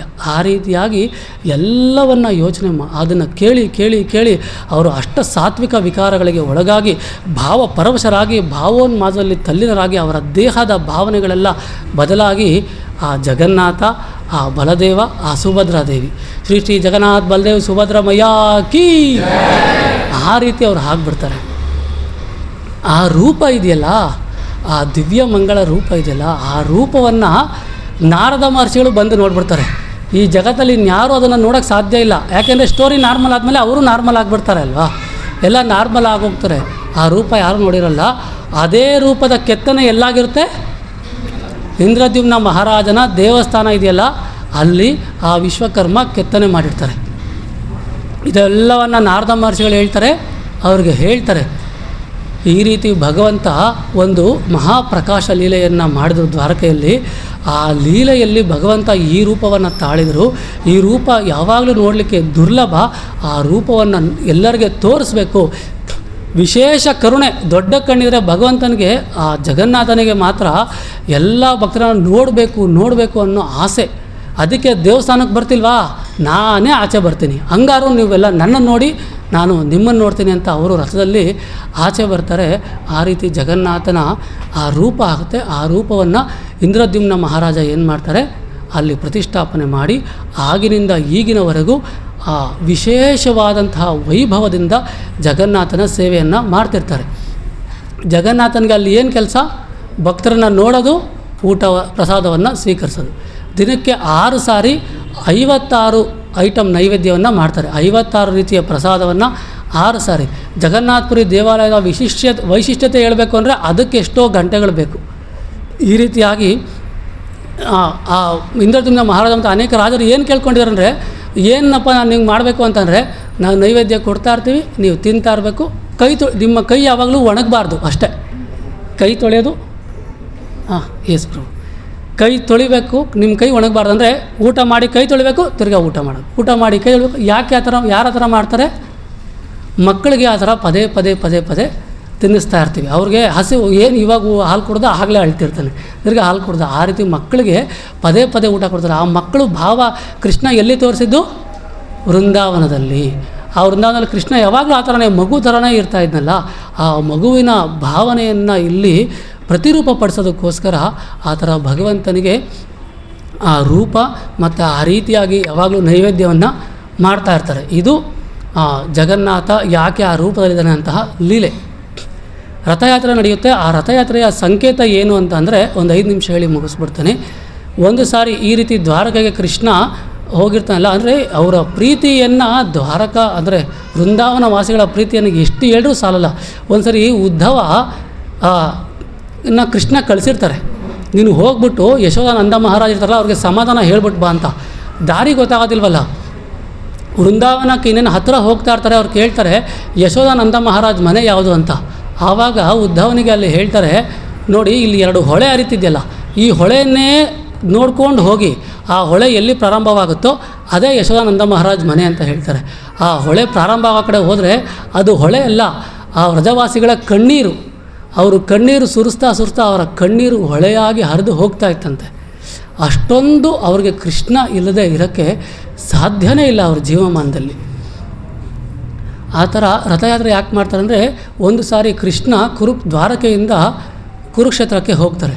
ಕುರುಕ್ಷೇತ್ರಕ್ಕೆ ಹೋದಾಗ ಅಲ್ಲಿ ಸೂರ್ಯಗ್ರಹಣ ಸಮಯದಲ್ಲಿ ಕುರುಕ್ಷೇತ್ರದಲ್ಲಿ ಪರಶುರಾಮ ಕ್ಷೇತ್ರ ಇದೆ. ಆ ಒಂದು ಸ್ಥಳದಲ್ಲಿ ತೀರ್ಥ ಸ್ನಾನವನ್ನು ಮಾಡಬೇಕು ಅಂತ ಹೋಗ್ತಾರೆ. ಅಲ್ಲಿ ಹೋಗೋ ವಿಷಯ ಆವಾಗ ಗೋಪಿಯರಿಗೆ, ಈ ವ್ರಜವಾಸಿಗಳಿಗೆ ಎಲ್ಲರಿಗೂ ಗೊತ್ತಾಗುತ್ತಲ್ಲ, ವೃಂದಾವನದಲ್ಲಿರೋರಿಗೆ, ಅವರೆಲ್ಲರೂ ಸಹ ಕೃಷ್ಣನ ನೋಡೋದಕ್ಕೆ ಬರ್ತಾರೆ. ಕೃಷ್ಣನ ನೋಡೋದಕ್ಕೆ ಬಂದಾಗ ಅವರೆಲ್ಲ ಕೃಷ್ಣನ ನೋಡ್ತಾರೆ. ಅವ್ರಿಗೆ ಕೃಷ್ಣ ಇಷ್ಟನೇ ಆಗಲ್ಲ. ಯಾಕೆ? ಆ ಕೃಷ್ಣ ಗೋಪಾಲಕನ ರೀತಿ ಬಟ್ಟೆ ಹಾಕ್ಕೊಂಡು ಈಗ ಯಾವ ಥರ ಇದ್ದಾನೆ? ಏನು ಕವಚ, ಕರ್ಣಕುಂಡಲಗಳಿದೆ, ಕಿರೀಟ ಇದೆ, ಕೈಯಲ್ಲಿ ಕತ್ತಿ ಇದೆ. ಈ ಥರ ಕೃಷ್ಣ ಅವ್ರಿಗೆ ಯಾವತ್ತೂ ಇಷ್ಟನೇ ಆಗಲಿಲ್ಲ. ಅವ್ರು ಏನು ಮಾಡಿದ್ರು, ಆ ಗೋಪಾಲಕ ನವಿಲುಗರಿ ಇಟ್ಕೊಂಡು ತುಂಟಾಟ ಮಾಡ್ತಾ, ಪರಸ್ಪರ ಮಾತಾಡ್ತಾ, ಪರಸ್ಪರ ಒಬ್ಬರೊಬ್ಬರನ್ನ ಗೇಲಿ ಮಾಡ್ತಾ ಆಟ ಮಾಡ್ತಿಲ್ಲ. ಆ ಕೃಷ್ಣನೇ ಅವ್ರಿಗೆ ಬಹಳ ಇಷ್ಟ. ಅವರು ಕೇಳ್ತಾರೆ, ಏನಪ್ಪ ಕೃಷ್ಣ, ಅರಮನೆಗೆ ಹೋಗಿ ವೈಭವ ಬಂದ ತಕ್ಷಣ ನಮ್ಮ ಬಡ ಗೋಪಿಯರು ಗೋಪಾಲಕರ ಪ್ರೀತಿ ನಿನಗೆ ಮರ್ತೋಯ್ತಾ ಅಂತ. ಆದರೆ ಕೃಷ್ಣ ಗೊತ್ತು ಎಷ್ಟು ಒದ್ದಾಡ್ತಿದ್ದಾರೆ ಅಂತ, ಕೃಷ್ಣನಿಗೆ ಗೊತ್ತು, ಗೋಪಿಯರಿಗೆ ಗೊತ್ತು ಅವರು ಎಷ್ಟು ಒದ್ದಾಡ್ತಿದ್ದಾರೆ ಅಂತ. ಈ ರೀತಿಯಾಗಿ ಅವರಿಬ್ಬರೂ ಸಹ ಏನು ಮಾಡ್ತಾರೆ, ಎಲ್ಲ ವೃಂದಾವನ ವಾಸಿಗಳು ಮತ್ತು ಕೃಷ್ಣ ಕುರುಕ್ಷೇತ್ರದಲ್ಲಿ ಇಬ್ಬರೂ ಸಹ ಪರಸ್ಪರ ಭೇಟಿಯಾಗ್ತಾರೆ. ಆ ಭೇಟಿಯಾದಾಗ ಅವರು ಪರಿಪರಿಯಾಗಿ ಕೇಳ್ಕೊಳ್ತಾರೆ, ಕೃಷ್ಣ ನೀನು ಇಲ್ಲದೇ ಇರೋದಕ್ಕೆ ನಾವು ಉಸಿರು ಇನ್ನೇಂತೂ ಕುಳಿಸ್ಕೊಂಡಿದ್ದೀವಿ ಕೊನೆಯದಾಗಿ ಅಂತ ಅಂದರೆ ನಿನ್ನನ್ನು ನೋಡಬೇಕು ಅಂತ ಅಷ್ಟೇ. ನಿನ್ನನ್ನು ನೋಡಿದ್ಮೇಲೆ ಈ ಉಸಿರು ಯಾಕೆ ಅಂದರೆ, ಈ ಉಸಿರು ನೀನು ನೋಡದೆ ನಮ್ಮ ಬದುಕಕ್ಕೆ ಇಷ್ಟ ಇಲ್ಲ, ಆದರೆ ನಿನ್ನನ್ನು ನೋಡಬೇಕು ಅಂತ ಈ ಉಸಿರನ್ನ ಉಳಿಸ್ಕೊಂಡಿದ್ದೀವಿ ಅಷ್ಟೇ. ನಿನ್ನ ನೋಡಿದ್ಮೇಲೆ ಆ ಉಸಿರು ಇದ್ದರೂ ಪರವಾಗಿಲ್ಲ, ಇಲ್ಲದೆ ಹೋದರೂ ಪರವಾಗಿಲ್ಲ. ಅದಕ್ಕೇ ನೀನು ಏನಾದರೂ ಮಾಡು, ದಯಮಾಡಿ ಏನು ಮಾಡು, ವೃಂದಾವನಕ್ಕೆ ವಾಪಸ್ ಬಾ ಅಂತ ಕರೀತಾರೆ. ಆದರೆ ಕೃಷ್ಣ ಹೇಳ್ತಾರೆ, ನಾನು ಅವತಾರ ಮಾಡಿರೋ ಉದ್ದೇಶ ಬೇರೆ, ನನ್ನ ಕೆಲಸ ಬೇರೆ. ಆದರೆ ವಿರಹ ರೂಪದಲ್ಲಿ ಯಾವಾಗಲೂ ಅಂದರೆ ಕೆಲವೊಮ್ಮೆ ಇದ್ದಾಗ ಇರೋ ನೆನಪಿಗಿಂತ ಇಲ್ಲದೇ ಇರುವಾಗ ಇರೋ ನೆನಪು ತುಂಬ ಹೆಚ್ಚು. ಆ ರೀತಿ ಆ ವಿರಹ ಭಾವನೆಯಲ್ಲಿ ಯಾವಾಗಲೂ ನಾನು ನಿಮ್ಮೊಟ್ಟಿಗೆ ಇರ್ತೀನಿ ಹೋಗಿ ಅಂತ ಕಳಿಸ್ಕೊಡ್ತಾ ಇದ್ದರೆ ಅವ್ರಿಗೆ ಹೋಗೋಕ್ಕೆ ಆಗಲ್ಲ, ಕೃಷ್ಣನ ಬಿಟ್ಟು ಹೋಗೋಕ್ಕೆ ಆಗಲ್ಲ. ಆವಾಗ ಅವ್ರೇನು ಮಾಡ್ತಾರೆ, ಅವರೆಲ್ಲರ ಹೃದಯದಲ್ಲಿ ರಥವನ್ನು ನಿರ್ಮಾಣ ಮಾಡಿ ಕೃಷ್ಣನ ಅರ್ಥದಲ್ಲಿ ಕೂರಿಸ್ಕೊಂಡು ಅಲ್ಲಿಂದ ಕರ್ಕೊಂಡು ಕೃಷ್ಣನ ಓಡೋಗೋ ಥರ ಹೋಗ್ಬಿಡ್ತಾರೆ. ಆ ಹೃದಯ ವೃಂದಾವನದಲ್ಲಿ ಭಗವಂತನ ದಿವ್ಯ ರಥವನ್ನು ನಿರ್ಮಾಣ ಮಾಡಿ ಆ ಕಣ್ಣೆದುಗಿರೋ ಕೃಷ್ಣವನ್ನು ಅಲ್ಲಿ ಕೂರಿಸ್ಕೊಂಡು ಆ ರಥವನ್ನು ಎಳ್ಕೊಂಡು ಎಲ್ಲಿ ಹೋಗ್ತಾರೆ, ಕೊನೆಗೆ ವೃಂದಾವನಕ್ಕೆ ಹೋಗ್ಬಿಡ್ತಾರೆ. ಅದೇ ಒಂದು ಭಾವನೆಯಲ್ಲಿ ನಾವು ರಥವನ್ನು ಎಳಿಬೇಕಾದ್ರೆ ಆ ದ್ವಾರಕಾಧೀಶ ಕೃಷ್ಣ ಇದ್ದಾನಲ್ಲ, ಆ ಕೃಷ್ಣನನ್ನು ವೃಂದಾವನಕ್ಕೆ ಎಳ್ಕೊಂಡು ಹೋಗ್ಬೇಕಲ್ಲ. ಇವಾಗಲೂ ಆ ಥರನೇ ಅಲ್ಲಿ ಮೈನ್ ಟೆಂಪಲ್ ಇದೆಯಲ್ಲ, ಅದು ತುಂಬ ವೈಭವದಿಂದ ಪೂಜೆ ಮಾಡುವಂತಹ ಜಾಗ. ರಥ ಎಳೆದ್ಮೇಲೆ ಅಲ್ಲಿಂದ ಎಲ್ಲಿಗೋಗ್ತಾರೆ, ಕೃಷ್ಣ ಎಲ್ಲಿರ್ತಾರೆ 7 ಡೇಸು ಗುಂಡೀಚಾ ಮಂದಿರಲ್ಲಿರ್ತಾರೆ. ಅದು ತುಂಬ ನ್ಯಾಚುರಲ್ ಆಗಿರುವಂತಹ ತೋಟ ಅದೆಲ್ಲ ಇರುವಂತಹ ಜಾಗ, ಅದು ವೃಂದಾವನ. ಮೇನ್ ಟೆಂಪಲ್ ಏನು, ದ್ವಾರಕ. ಆ ದ್ವಾರಕೆಯಿಂದ ವೃಂದಾವನಕ್ಕೆ ಎಳ್ಕೊಂಡು ಬರ್ತೀವಲ್ಲ, ಆ ರಾಧಾ ಕೃಷ್ಣ ಅಂದರೆ ಆ ರಾಧಾರಾಣಿ ಗೋಪಿಕಾ ಸ್ತ್ರೀಯರು ಅವರೆಲ್ಲರೂ ಸಹ ಯಾವ ಭಾವದಲ್ಲಿ ಕೃಷ್ಣನ ಎಳ್ಕೊಂಡು ಬಂದ್ರಲ್ಲ, ಆ ಭಾವದಲ್ಲಿ ಎಲ್ಲರೂ ಕೃಷ್ಣನ ಎಳಿಬೇಕು ರಥದಲ್ಲಿ ಅನ್ನೋ ಕಾರಣಕ್ಕೋಸ್ಕರ ಈ ರಥೋತ್ಸವವನ್ನು ಆಚರಣೆ ಮಾಡ್ತಾರೆ. ನಾವು ರಥವನ್ನು ಎಲ್ಲಿಂದ ಎಲ್ಲಿಗೆ ಎಳಿಬೇಕು, ಇಲ್ಲಿಂದ ಹೈಲೈನ್ ಸರ್ಕಲ್ಲಿಂದ ವಾಪಸ್ಸು ಟೆಂಪಲ್ಲು ಕುವೆಂಪು ರಂಗಮಂದಿರಕ್ಕಲ್ಲ, ರಥದಿಂದ ನಮ್ಮ ಹೃದಯಕ್ಕೆ ಎಳಿಬೇಕು. ಈ ಜಗನ್ನಾಥನ ಎಲ್ಲಿಗೆ ಎಳಿಬೇಕು, ರಥದಿಂದ ಹೃದಯಕ್ಕೆ ಎಳಿಬೇಕು ಭಗವಂತನ. ಅಲ್ಲಿಗೆ ನಾವು ಎಳೆದು ಕೂರಿಸ್ಕೊಂಡ್ರೆ ಭಗವಂತ ಅತ್ಯಂತ ಕರುಣೆಯಿಂದ ಏನು ಮಾಡ್ತಾನೆ, ನಮ್ಮೆಲ್ಲರಿಗೆ ಅನುಗ್ರಹವನ್ನು ಮಾಡ್ತಾನೆ. ಜಗನ್ನಾಥ ಈಗ ಗ್ರೂಪಲ್ಲಿ ಅನೇಕ ಲೀಲೆಗಳನ್ನು ಪಾಸ್ಟ್ ಟೈಮ್ಸನ್ನು ನಿತಿನ್ ಪ್ರಭು ಮತ್ತು ಜಗನ್ನಾಥ್ ಪ್ರಭು ಪ್ರತಿ ದಿನ ಹಾಕ್ತಾ ಇರ್ತಾರೆ. ಅವನ ಲೀಲೆಗಳು ಅದು ಅನಂತ. ಸಮುದ್ರದ ಅಲೆಗಳಿಗಾರು ಒಂದು ಎಂಡಿರ್ಬೋದು, ನಾವು ಭಗವಂತನ ಲೀಲೆಗಳಿಗೆ ಅನಂತ. ಅದನ್ನೆಲ್ಲ ಹೇಳೋದಕ್ಕೆ ಹೋಗ್ತಾರೆ, ದಿನಗಳು ಸಾಲೋದಿಲ್ಲ. ಆ ರೀತಿ ಭಗವಂತ ಜಗನ್ನಾಥ ಒಂದೇ ಅಂದರೆ ಅತ್ಯಂತ ಕರುಣಾಮಯಿ. ನಾನು ಅಂದರೆ ಅನೇಕ ಭಕ್ತರ ಜೀವನದಲ್ಲಿ ನೋಡಿದ್ದೀನಿ, ಎಂತೆಂಥ ಕಷ್ಟದಲ್ಲಿದ್ದರು, ಎಂತೆಂಥ ದುಃಖದಲ್ಲಿದ್ದವರು, ಅವರೆಲ್ಲರ ಕಷ್ಟಗಳನ್ನು ಇದು ಬಗೆಹರಿಯಲಾರದು, ಇದು ತೀರೋದಿಲ್ಲ ಅನ್ನೋದನ್ನೆಲ್ಲ ಭಗವಂತ ಏನು ಮಾಡಿದ್ದಾನೆ, ಬಗೆಹರಿಸ್ತಾನೆ. ಆದರೆ ಅವ್ರಿಗೆ ಒಳ್ಳೆಯದಾಗೋ ರೀತಿಯಲ್ಲಿ, ನಾವು ಅಂದ್ಕೊಂಡಿರೋ ರೀತಿಯಲ್ಲ, ಅವ್ರಿಗೆ ನಿಜವಾಗ್ಲೂ ಒಳ್ಳೆಯದೇನು ಆ ರೀತಿಯಲ್ಲಿ ಭಗವಂತ ಬಗೆಹರಿಸಿ ಅವರೆಲ್ಲರನ್ನು ಉದ್ಧಾರ ಮಾಡಿದ್ದಾನೆ. ಆದ್ದರಿಂದ ನಾವೆಲ್ಲರೂ ಸಹ ಆ ಪರಮ ಕರುಣಾಮಯ, ಅಲ್ಲೆಲ್ಲೂ ದಯಾಸಿಂಧುರ್ ಬಂಧು, ಆತ ಕರುಣಾ ಸಾಗರ, ಕರುಣೆಗಳ ಅರಸ. ಕರುಣೆಯಲ್ಲಿ ಟಾಪ್ ಮೋಸ್ಟ್ ಯಾರು ಅಂದರೆ ಆತ ಭಗವಂತ ಜಗನ್ನಾಥ. ಅವನನ್ನು ನಾವೆಲ್ಲರೂ ಸಹ ಉತ್ಸವದಲ್ಲಿ ಒಂದು ಭಕ್ತಿ ಭಾವದಿಂದ, ಸೇವಾ ಭಾವದಿಂದ ಆ ಉತ್ಸವವನ್ನು ಆಚರಣೆ ಮಾಡೋಣ. ಎಲ್ಲರೂ ಭಾಗವಹಿಸೋಣ. ರಥ ನಾವೆಲ್ಲರೂ ಸೇರಿ ಎಳೆಯೋಣ, ನಮ್ಮ ಹೃದಯಕ್ಕೆ ಭಗವಂತನ ಸೇರಿಸ್ಕೊಳ್ಳೋಣ. ಮತ್ತು ಅನೇಕ ಭಕ್ತರು, ನಿಮ್ಮ ಸ್ನೇಹಿತರು, ಕುಟುಂಬದವರು ಎಲ್ಲರನ್ನೂ ಕರ್ಕೊಬೋಣ. ಯಾಕಂದರೆ ರಥಮೇ ವಾಮನಂ ದೃಷ್ಟ ಪುನರ್ಜನ್ಮ ನ ವಿದ್ಯತೆ. ಯಾರು ರಥದಲ್ಲಿ ಭಗವಂತನ ದರ್ಶನ ಮಾಡ್ತಾರೆ ಅವ್ರಿಗೆ ಪುನರ್ಜನ್ಮ ಇಲ್ಲ, ಅವ್ರಿಗೆ ಕಷ್ಟ ಇಲ್ಲ, ಅವ್ರಿಗೆ ದುಃಖ ಇಲ್ಲ. ಅದು ಎಷ್ಟೊಂದು ಜನ ಅನುಭವಿಸಿರೋರಿಗೆ ಅದು ಗೊತ್ತಿದೆ.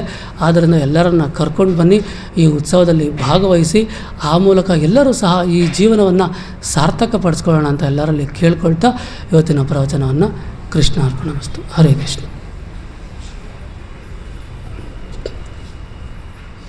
ಏನಾದ್ರು ಒಂದು ಪ್ರಶ್ನೆ ಅಥವಾ ಕಮೆಂಟ್ ಇದ್ದರೆ ಕೇಳಬಹುದು. ಕೃಷ್ಣನೇ ಜಗನ್ನಾಥ, ಸಾಕ್ಷಾತ್ ಕೃಷ್ಣನೇ ಜಗನ್ನಾಥ. ಬಲದೇವ ಅಂತ ಏನು ಕೇಳ್ತಾರೆ, ಅದು ಬಲರಾಮ. ಸುಭದ್ರಮಯ್ಯ ಕೃಷ್ಣನ ತಂಗಿ ಸುಭದ್ರ. ಕೃಷ್ಣನ ಮೂಲ ಅಲ್ಲ ಅಂದರೆ ಹೌದು ಹೇಳ್ತೀನಿ. ಈ ಜಗತ್ತಲ್ಲಿ ಕಾಣಿಸ್ಕೊಂಡಾಗ ಕೃಷ್ಣ ಕಾಣಿಸ್ಕೊಂಡಲ್ಲ, ಆಗ ಮೂಲ ತಂದೆ ವಸುದೇವ ದೇವಕಿಯರು, ನಂತರ ಬೆಳೆಸಿದ ತಂದೆ ತಾಯಿಯರು ನಂದ ಮಹಾರಾಜ ಯಶೋದಮಯ್ಯ. ಆದರೆ ಕೃಷ್ಣನಿಗೆ ಅಜ ಅಂತ ಕರೀತಾರೆ, ಅಂದರೆ ಆತ ಜನ್ಮರಾಹಿತ್ಯನಾದವನು. ಬ್ರಹ್ಮದೇವರಿಗೆ ಜನ್ಮ ನೀಡಿದಂಥವನಿಗೆ ಎಲ್ಲ ಸೃಷ್ಟಿ ಮಾಡಿದವರು ಬ್ರಹ್ಮದೇವರು, ಆತನ ಜನಕನಾದವನಿಗೆ ತಂದೆ ಯಾರೂ ಇಲ್ಲ. ಆಗಲಿ ಹೇಳಿ. ಪ್ರವಚನ ಮಾಡಿದ್ರೆ ನಾನು ಕೃಷ್ಣ ನೋಡಿದ್ದೀನೋ ಇಲ್ವೋ ಗೊತ್ತಿಲ್ಲ. ನನ್ನ ಒಂದು ದೃಷ್ಟಿ ಏನಂದರೆ, ನಾನು ಗುರುನಾಗಿದ್ದಾಗ ಚಿಕ್ಕವನಾಗಿದ್ದ ಅಮ್ಮನ ನೋಡಿದ್ದೆ, ಅಮ್ಮನ ಬೆಲೆ ಕೊಡ್ತಾಯಿದ್ದೆ. ಆಮೇಲೆ ಮದುವೆ ಆದಮೇಲೆ ಹೆಂಡತಿ ಬೆಲೆ ಕೊಡ್ತಿದ್ದೆ, ಮಕ್ಕಳು ಬೆಲೆ ಕೊಡ್ತಾಯಿದ್ದೆ, ಮೊಮ್ಮಕ್ಕಳು ಬೆಲೆ.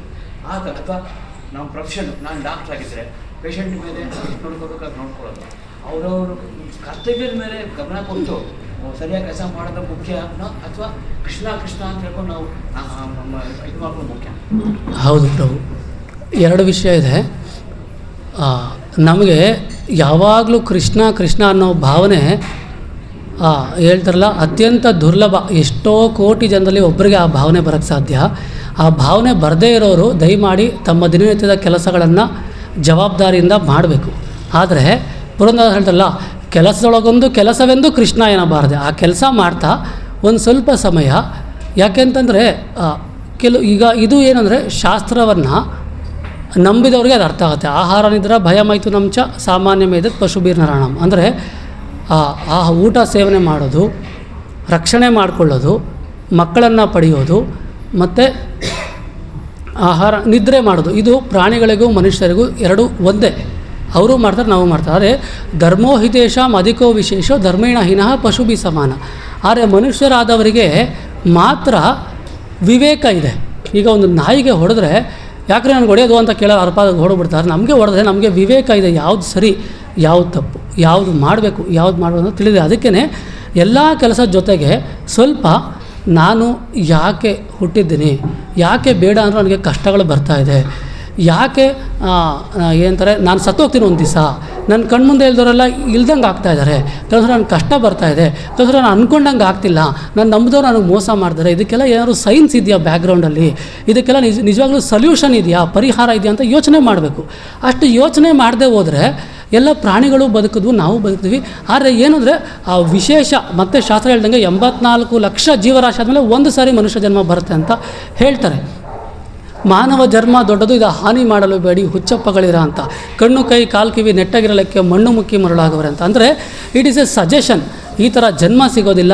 ಜನ್ಮ ಸಿಕ್ಕಿದ್ರೂ ಭಗವಂತನ ಮೇಲೆ ಆಸಕ್ತಿ ಬರಲ್ಲ, ಆಸಕ್ತಿ ಬಂದರೂ ಕೇಳಿಸ್ಕೊಳ್ಳೋ ಮನಸ್ಸು ಬರಲ್ಲ. ಆದ್ದರಿಂದ ನೀವು ನಿತ್ಯದ ಕೆಲಸ ಮಾಡಿ, ಅದರಲ್ಲಿ ಒಂದು ಸ್ವಲ್ಪ ಹೊತ್ತು ಯಾಕೆ ಇವೆಲ್ಲ ಆಗ್ತಾಯಿದೆ ಅಂತ ಯೋಚನೆ ಮಾಡಬೇಕು. ಯೋಚನೆ ಮಾಡದೆ ಸುಮ್ಮನೆ ಕಳೆದುಬಿಟ್ರೆ ಹೇಗೆ ಅಂತ ಒಂದು, ಅಂದರೆ ಇಟ್ ಇಸ್ ಮೈ ನಂದಲ್ಲ, ಎಲ್ಲ ವೈಷ್ಣವರ ಸಜೆಷನ್ ಅದು ಅಷ್ಟೇ. ಸೊ ಆ್ಯಕ್ಟ್ ಮಾಡೋದು ಬೇಕಿಲ್ಲ. ಇದ್ದಕ್ಕಿದ್ದಂಗೆ ಭಾವಪರವಶರ ಅದು ಕೇಳಿ ನೋಡಿದ್ದೀವಿ. ಯಾರೋ ಒಬ್ರು ಸಿಕ್ಕಾಪಟ್ಟೆ ಪ್ರವಚನ ಮಾಡಿ ನಾಳೆ ಇದ್ದಕ್ಕಿದ್ದಂಗೆ ಕಾವಿ ಹಾಕ್ಕೊಂಡು ಬಂದುಬಿಟ್ಟಿದ್ರು. ಅಪ್ಪ ನೀನು ಅಷ್ಟೆಲ್ಲ ಮಾಡೋಕ್ಕೆ ಹೋಗ್ಬೇಡ, ನೀನು ಫಸ್ಟು ಏನು ಮಾಡು ಅಂದರೆ ಅದು ನ್ಯಾಚುರಲಾಗಿ ಬರಬೇಕಾಗಿರೋದು, ಸುಮ್ಮನೆ ಬರೋಕ್ಕಾಗೋದಿಲ್ಲ. ಆ ಭಾವನೆಗಳು ಮನಸ್ಸಲ್ಲಿ ಬಂದು ಅದು ಕೆಲವ್ರಿಗೆ ಬರುತ್ತೆ. ಓಕೆನಾ. ಅವ್ರ ಮರ ಈಗ ನಮ್ಮಲ್ಲಿ ನಾವು ಮೂರನೇವರು ಯಾರು ಭಕ್ತಿ ವಿನೋದ್ ಠಾಕೂರ್ ಅಂತ ನಮ್ಮ ಗುರುಗಳನ್ನು ನೋಡ್ತೀವಿ. ಅವರು ಬ್ರಿಟಿಷ್ ಗೌರ್ಮೆಂಟಲ್ಲಿ DC ಆಗಿದ್ರು, ಡಿಸ್ಟ್ರಿಕ್ಟ್ ಮ್ಯಾಜಿಸ್ಟ್ರೇಟ್ ಆಗಿದ್ದರು. ಅವರೇ ಪುರಿ ಟೆಂಪಲ್ಗೆ ಅವರು ಅದಕ್ಕೆ ಇನ್ಚಾರ್ಜ್ ಆಗಿದ್ದರು ಆ ಟೈಮಲ್ಲಿ. ಅವರು ಅಂದರೆ ಯಾರು ಭಕ್ತಿ ವಿನೋದ್ ಠಾಕೂರು ಮ್ಯಾಜಿಸ್ಟ್ರೇಟ್ ಆಗಿದ್ದಾಗ ಎಲ್ಲ ಕೇಸಸನ್ನು ಬೇಗ ಸಾಲ್ವ್ ಮಾಡೋರು, ಕೋರ್ಟಲ್ಲಿ ಕೇಸಸ್ ಎಲ್ಲನೂ. ಆದರೆ ಅವ್ರಿಗೆ ನಾನು ಭಕ್ತಿ ಮಾಡಬೇಕು, ಕೃಷ್ಣಂಗೆ ಟೈಮ್ ಕೊಡೋಕ್ಕಾಗೋದಿಲ್ಲ ಅಂತ ಅಂದಾಗ ಬ್ರಿಟಿಷ್ ಗೌರ್ಮೆಂಟ್ ಅವ್ರು ಏನು ಮಾಡಿದ್ರೆ, ಅವ್ರ ಮನೆಯಿಂದ ಕೋರ್ಟ್ ಹಾಲ್ಗೆ ಒಂದು ರೈಲ್ವೆ ಹಳಿಯನ್ನು ನಿರ್ಮಿಸ್ತಾರೆ. ಇವಾಗೋದಾಗ ನಾವು ನೋಡ್ಬೋದಲ್ಲಿ ಸಪ್ರೇಟ್ ರೈಲ್ವೆ ಟ್ರ್ಯಾಕನ್ನು ಹಾಕ್ತಾರೆ. ನಿಮಗೆ ಟ್ರಾವೆಲಿಂಗ್ ಟೈಮ್ ಆಗ್ತಿದೆ ಅಲ್ವಾ, ಅದಕ್ಕೆ ಟ್ರಾವೆಲಿಂಗ್ ಟೈಮ್ ಸೇವ್ ಮಾಡೋದಕ್ಕೋಸ್ಕರ ನಿಮಗೋಸ್ಕರ ಒಂದು ಇಂಜಿನ್ನು, ಒಂದು ಬೋಗಿ ಅಂದರೆ ಒಂದು ಸಲೂನ್, ಆ ಬೋಗಿ ಮತ್ತು ಒಂದು ರೈಲ್ವೆ ಟ್ರ್ಯಾಕ್ ಹಾಕ್ತಾರೆ. ಅವರು ಗೃಹಸ್ಥರಾಗಿದ್ದುಕೊಂಡೆ, ಡಿಸ್ಟ್ರಿಕ್ಟ್ ಮ್ಯಾಜಿಸ್ಟ್ರೇಟ್ ಆಗಿದ್ದುಕೊಂಡೆ ಒರಿಸ್ಸಾ ಟೆಂಪಲ್ನ ಎಲ್ಲ ಆಗುಗಳನ್ನು ನೋಡ್ಕೊಳ್ತಾ ಇದ್ದೆ. 17 ಜನ ಏನೋ ಮಕ್ಕಳಿದ್ರು, ಆ ಮಕ್ಕಳನ್ನು ನೋಡ್ಕೊಳ್ತಾ ಇದ್ದೆ. ಎಲ್ಲರಿಗೂ ಸಹ ಯಾವ ರೀತಿ ಭಕ್ತಿ ಮಾಡಬೇಕು ಅಂತ ಎಕ್ಸಾಂಪಲ್ ಆಗಿದ್ದಾರೆ. ಏನು ಅಂತಂದರೆ ಎಲ್ಲ ಕೆಲಸ ಬಿಟ್ಬಿಟ್ಟ ತಕ್ಷಣ ಭಕ್ತಿ ಬಂದ್ಬಿಡುತ್ತೆ ಅಂತ ಏನಿಲ್ಲ, ಕೆಲಸ ಮಾಡಿಕೊಂಡು ಭಕ್ತಿಯನ್ನು ಆಚರಣೆ ಮಾಡಬಹುದು. Hope I tried answering your question. Yes. So ಇಲ್ಲಿಗೆ ನಾವು ಪ್ರವಚನ ವಿರಾಮ ತಗೊಳ್ಳೋಣ. ಏನಾದರೂ ಪ್ರಶ್ನೆ ಇದ್ದರೆ ನೇರವಾಗಿ ನನ್ನೇ ಆಮೇಲೆ ಕೇಳಬಹುದು. ಇನ್ನೊಂದು ಇದೆಲ್ಲರಿಗೂ ರಿಕ್ವೆಸ್ಟ್ ಇದೆ, ಮುಂದಿನ ವಾರ ರಥಯಾತ್ರೆ ಇರೋದ್ರಿಂದ ಇವತ್ತು ನಾವೇನು ಮಾಡ್ತೀವಿ, ಚಿಕ್ಕದಾಗಿ ನಗರ ಸಂಕೀರ್ತನೆ ಮಾಡ್ತೀವಿ.